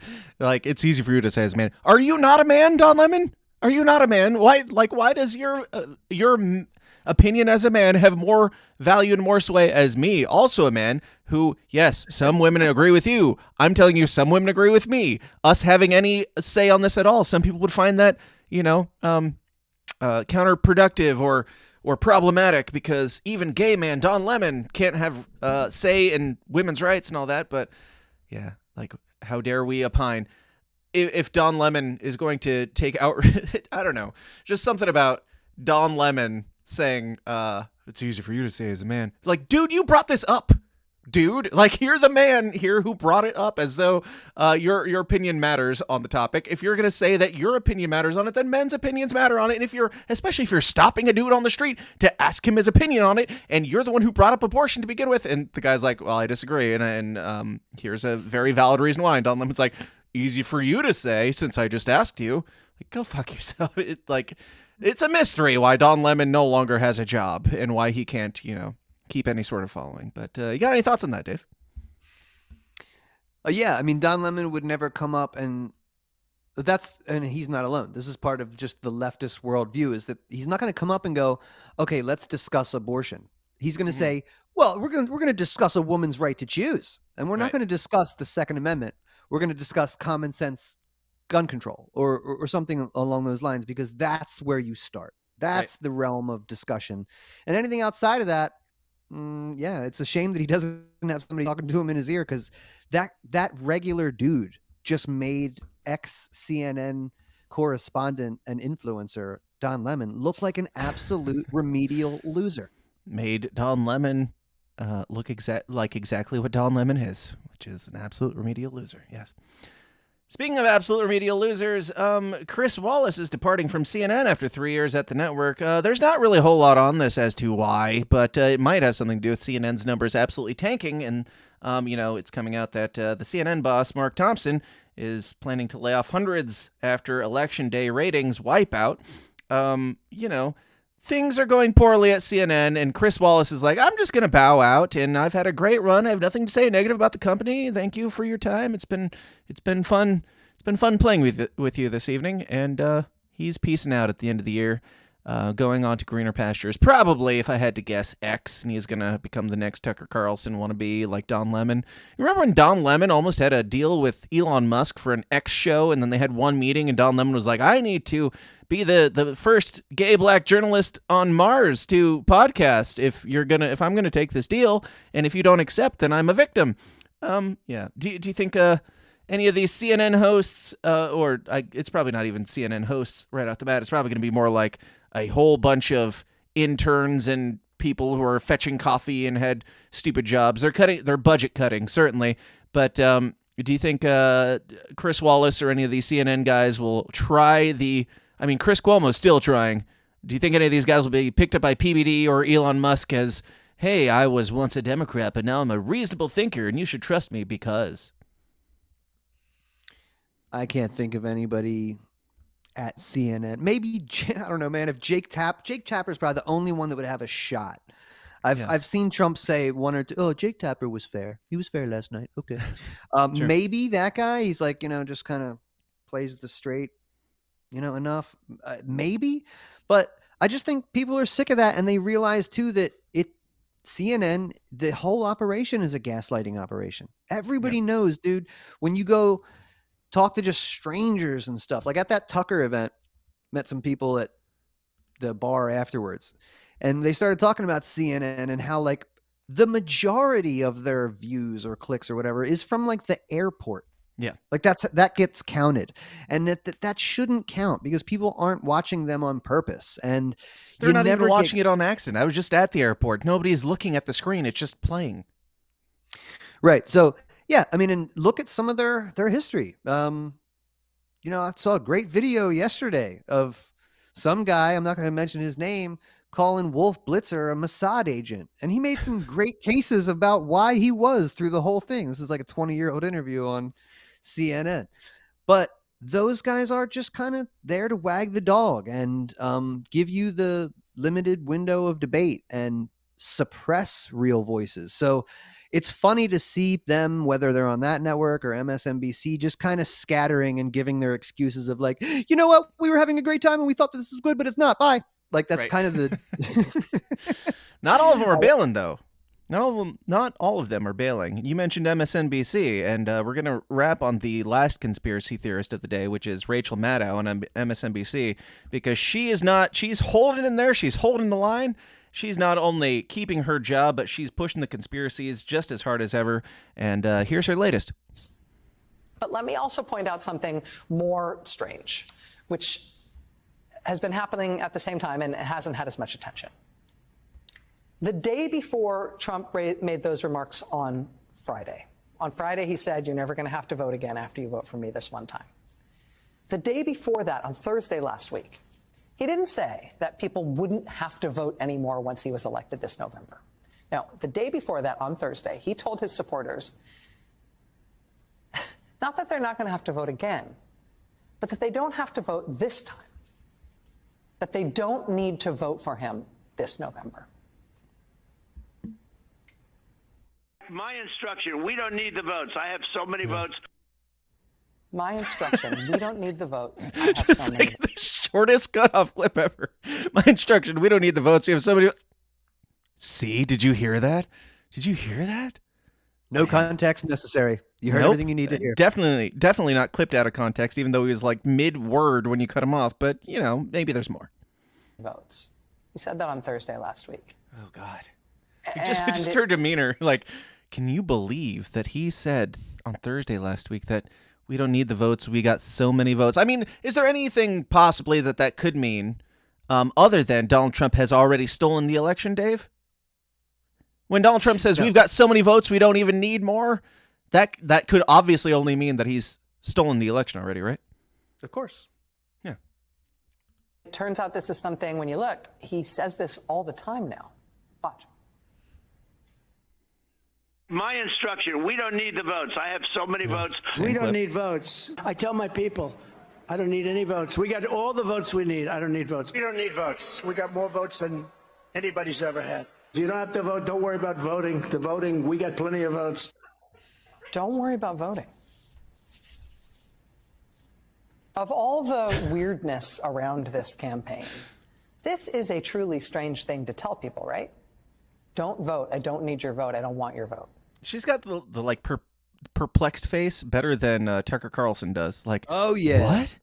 They used to be on the same show, by the way. Cut from the same cloth. They're the same thing. Mm-hmm. Yeah, which I don't like Tucker Carlson when he does it. Like his constant, confused, concerned face. To it's like a way of making a point. Like what? Like it's definitely more fake in this case because obviously I mean I don't want to assume what Donald Trump meant when he said we've got so much support we don't even necessarily need more support.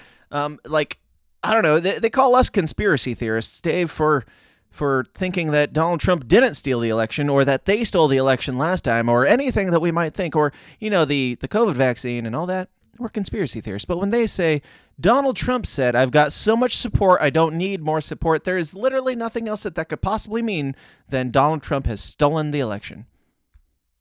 And if you say it with a confused enough face, it'll make it really land home. I mean, all the surface level weirdness is, worth noting. Having a new position on literally anything you can think of as soon as any random rich guy tells you to. That's a weird thing. Picking the eccentric billionaire's intern for your running mate, even though you apparently had no idea who he was or what a disaster he is on television. J.D. Vance is a disaster on television. Eccentric billionaire, J.D. Vance. He's not that eccentric. And also, he's definitely not a disaster on television. He's less of a disaster on television than Tim Walz, certainly, Kamala Harris, certainly, Joe Biden, certainly, and even Donald Trump. J.D. Vance does better at conducting himself on television than any of them, including Donald Trump and even Rachel Maddow. All of this is weird. But telling voters, do not bother to vote for me, it doesn't matter if you do, I don't need your votes. That is a thing that should prick up your ears. Because what that means is that he doesn't think he needs to win the vote to win the election. He doesn't think he needs to win the election in order to take power. Shut up, right. Silly woman. That's enough of that. Dave, you got any thoughts on this very brave young lad, Rachel Maddow, and his concern about Donald Trump having stolen the election because he would have the gall to say that he's doing well? Yeah, I'm having a really hard time again. Maybe to take it back to the first story with the dude, Nick Fuentes. Like, I don't know if he had the right to mace that chick, even though that was hilarious. And in my heart, it felt justified. That's the proper thing to do. When a crazy bitch comes to your porch, perhaps that might put you in danger, you spray her with mace and tell her to get the fuck out of your house. That's what felt in my heart correct. So I don't know that it would be right to throw Rachel Maddow in Guantanamo Bay for what she said about how it was safe to take all the jabs and do all the things and take all the boosters and it's good for you and you should do it for your kids. I don't know if that's just free speech, maybe, but I also wouldn't feel bad if she was thrown in a cage for many years because of her actions. So I hope that this is just her flailing about trying to save her life. It's very authoritarian of you, Dave. So look, I'm just saying anybody who has a job, right? If you're a security guard and you allow people to get hurt on the job, you might get sued or you might at least and they should call Lone Star Injury Attorneys. Go on. You at least will face public ridicule and you won't be able to continue maybe being a security guard, right? Yeah. Mike Termont had to quit being a cop and had to settle for vice presidential candidate of a third party because he kicked down a Mexican's door and handcuffed him to his kitchen table. So there were repercussions for that. And I'm upset that there have been no repercussions. There has been no justice for the people who have sold the medication that so many people are now suffering from. So I would like to see some kind of penance that Rachel Maddow and others should pay. And I don't know what that is, not saying anything violent, obviously not encouraging that, but I just putting them in Guantanamo Bay they will inevitably be tortured and raped to death. No, to quote the great Scott Horton, I'm not saying they have a right to or it's justified, but we have been provoked. So if they do throw you in Guantanamo Bay, that's why. It wasn't for nothing. It may or may not be justified, but it wasn't for nothing, at least. And now they're also pushing that, from Republicans against Trump, they're pushing that Donald Trump suggests that he might run for a third term in 2028 because he said, quote, "I suspect I won't be running again unless you say he's so good we've got to figure something else out." Like, Donald Trump just says shit that's so great in order to trigger them. And they're just like, well, we've got a winner here, folks. And I don't think it's because that they believe it. I think it's because they're like, we have zero relevance left. The people who are accusing Alex Jones of being this, he's just a fearmonger. And I agree with them to some extent. I think Alex Jones does fearmonger too much. Not nearly as much as Republicans against Donald Trump fearmonger or Rachel Maddow fearmongers when they take one thing, one joke, one clip, whatever they can possibly get their hands on and are like, see, that's Project 2025. We told you it was coming down. He's going to take away all your rights, and he's going to be authoritarian dictator for a third term. Like, I don't know. Who's the conspiracy theorist? The person who's like, here's how I see things going on, and then they keep coming true, like Alex Jones keeps doing. Not all of them, but a lot of them, a lot more than Rachel Maddow. The track record of Alex Jones is infinitely better than Rachel Maddow, and Rachel Maddow is still like, well, here's cut off in the middle of a word, a quote from Donald Trump that's my story for the day. I've got literally nothing to run on, if not this half a word from Donald Trump that I can make into, see, Donald Trump is going to lock us all in cages, and Donald Trump's going to run for a third term, and even if it were, I don't know. It's like, even if I believe that they believe it, which I don't, but if I believe that they believe it, it's almost worse because it's like you're so stupid that you not only think it's true, but you don't understand how jokes work. I don't believe that you're that stupid, which I might be giving you more credit than it's worth, but I feel like you're just downright evil because you just want people to be like more afraid than Alex Jones does. Go ahead, Dave.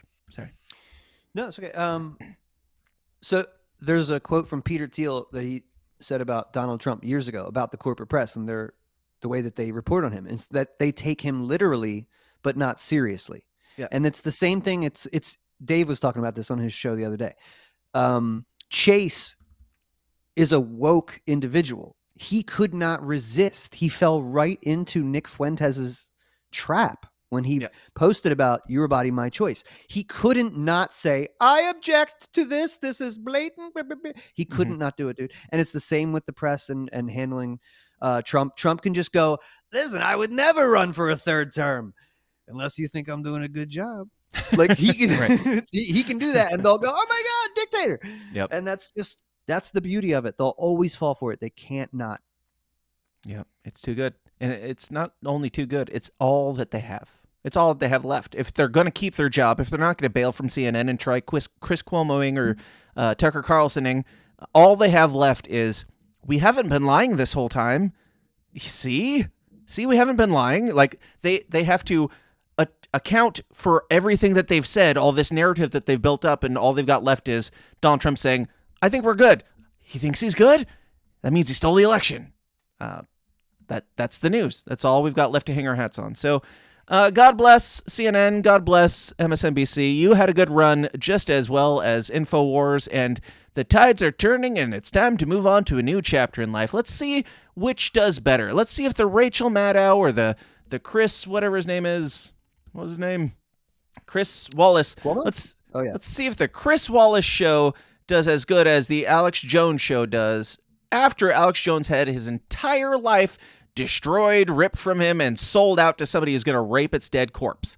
Let's see if Chris Wallace does better at picking up the pieces from, I've been lying for a long time, and now I need to find a new way to do so and maintain credibility. Let's see, at the end of the day, which race wins. it's probably because we're, a country full of Nazis that are all going to hell in a handbasket.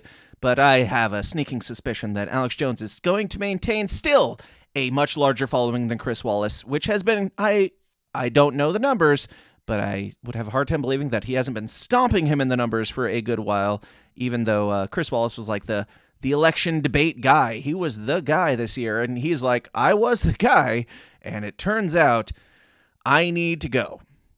Please don't ask me any more questions about it. I'm just going to go. We're going to figure this out, but I love CNN. CNN's done great, and God bless. Good night. Good on him for bowing out respectfully. Rachel Maddow hanging in there, and yeah, good times we live in. Sad, very sad, and I don't want to, gloss over how sad it is that InfoWars is being destroyed in the most abomination of a way possible. Yeah, Dave, you got any final thoughts before we kick out of here? Yeah, my final thought is the best case scenario for dissident media is that one day we'll have the feds kick in our fucking door and take everything we worked for. And people will be like, yeah, but the whole time you guys were kicking ass and you rule, man. Dissident. That's best case scenario. Okay, cool. Well, I had different goals, but I guess we'll figure this out as we go. Listen, as it happened, I skipped over the cool part. You're going to become incredibly wealthy. You're going to buy farms and take cruises for years at a time. Get that Bannon money. But then at the end, they're going to take it all from you, and you'll just have your credibility in your balls. Wow, we've got a bright future. That was a very gray-pilled ending there, Dave. We're gonna do great. Did you not hear the part where I said? Did you not hear the part where I said it's best case scenario? That's best case scenario. Yes, Dave. Let's go for it. I did hear that. That's the concern. So the best case scenario is our lives are ruined. Yeah, but at the end. Oh, right. We're gonna have a great time up until then. We'll workshop this. We'll talk. We'll talk off air if we need to. But yeah, best case scenario being that our lives are destroyed. All right. Well, then.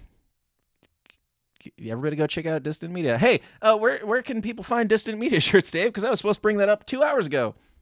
Oh, yeah. If you're, look at that. DissidentShop.com.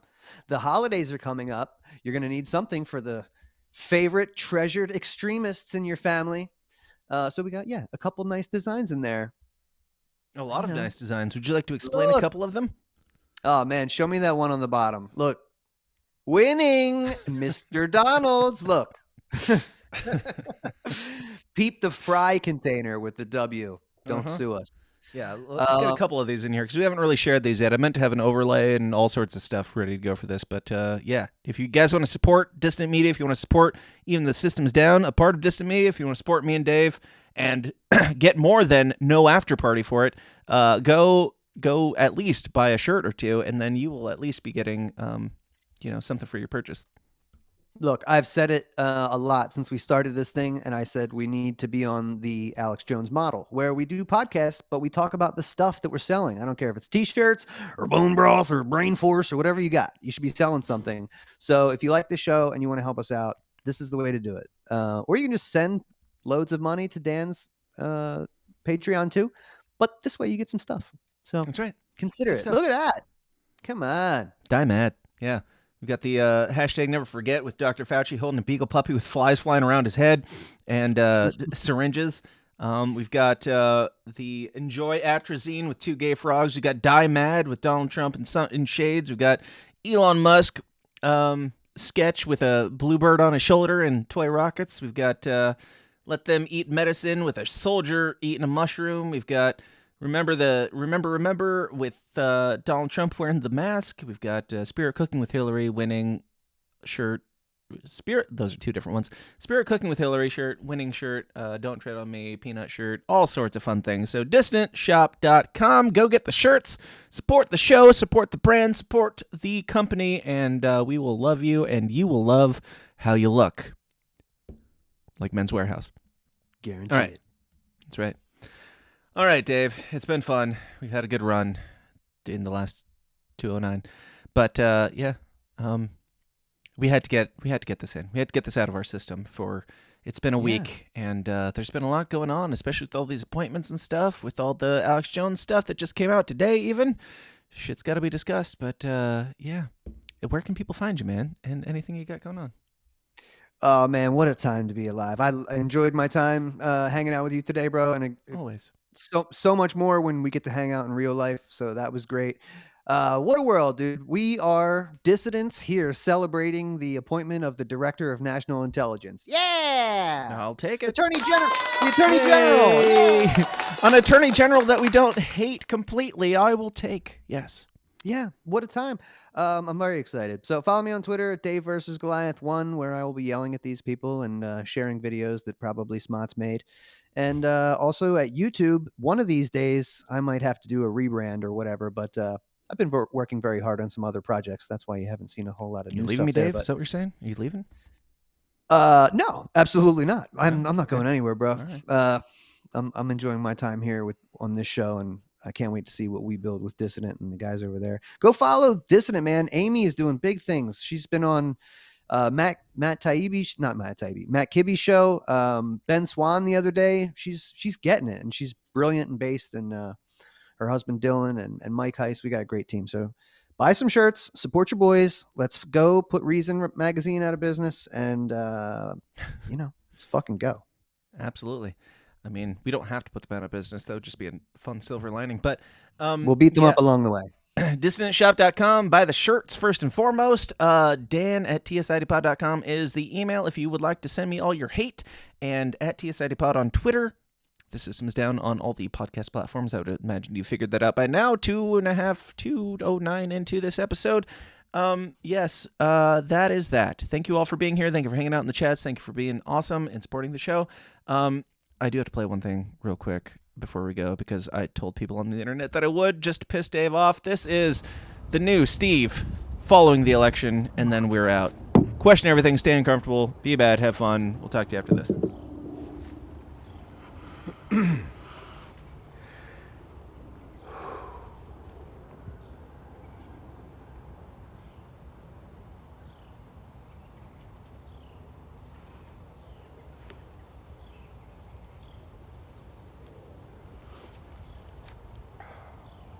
God, I want this guy's job so bad. You know he makes bank off of it. Oh, of literally nothing. Literally nothing at this point. Yeah, aren't you insulted?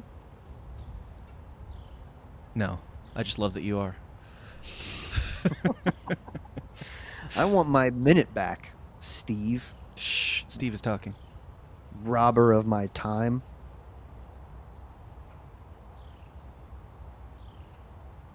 He's mad about Trump. He's pissed. Welcome to the system, everyone's a victim. Doesn't matter if you're black or white, it hates you all. Here inside the system, violence is a symptom. Fighting for what's right, but somehow everyone is wrong.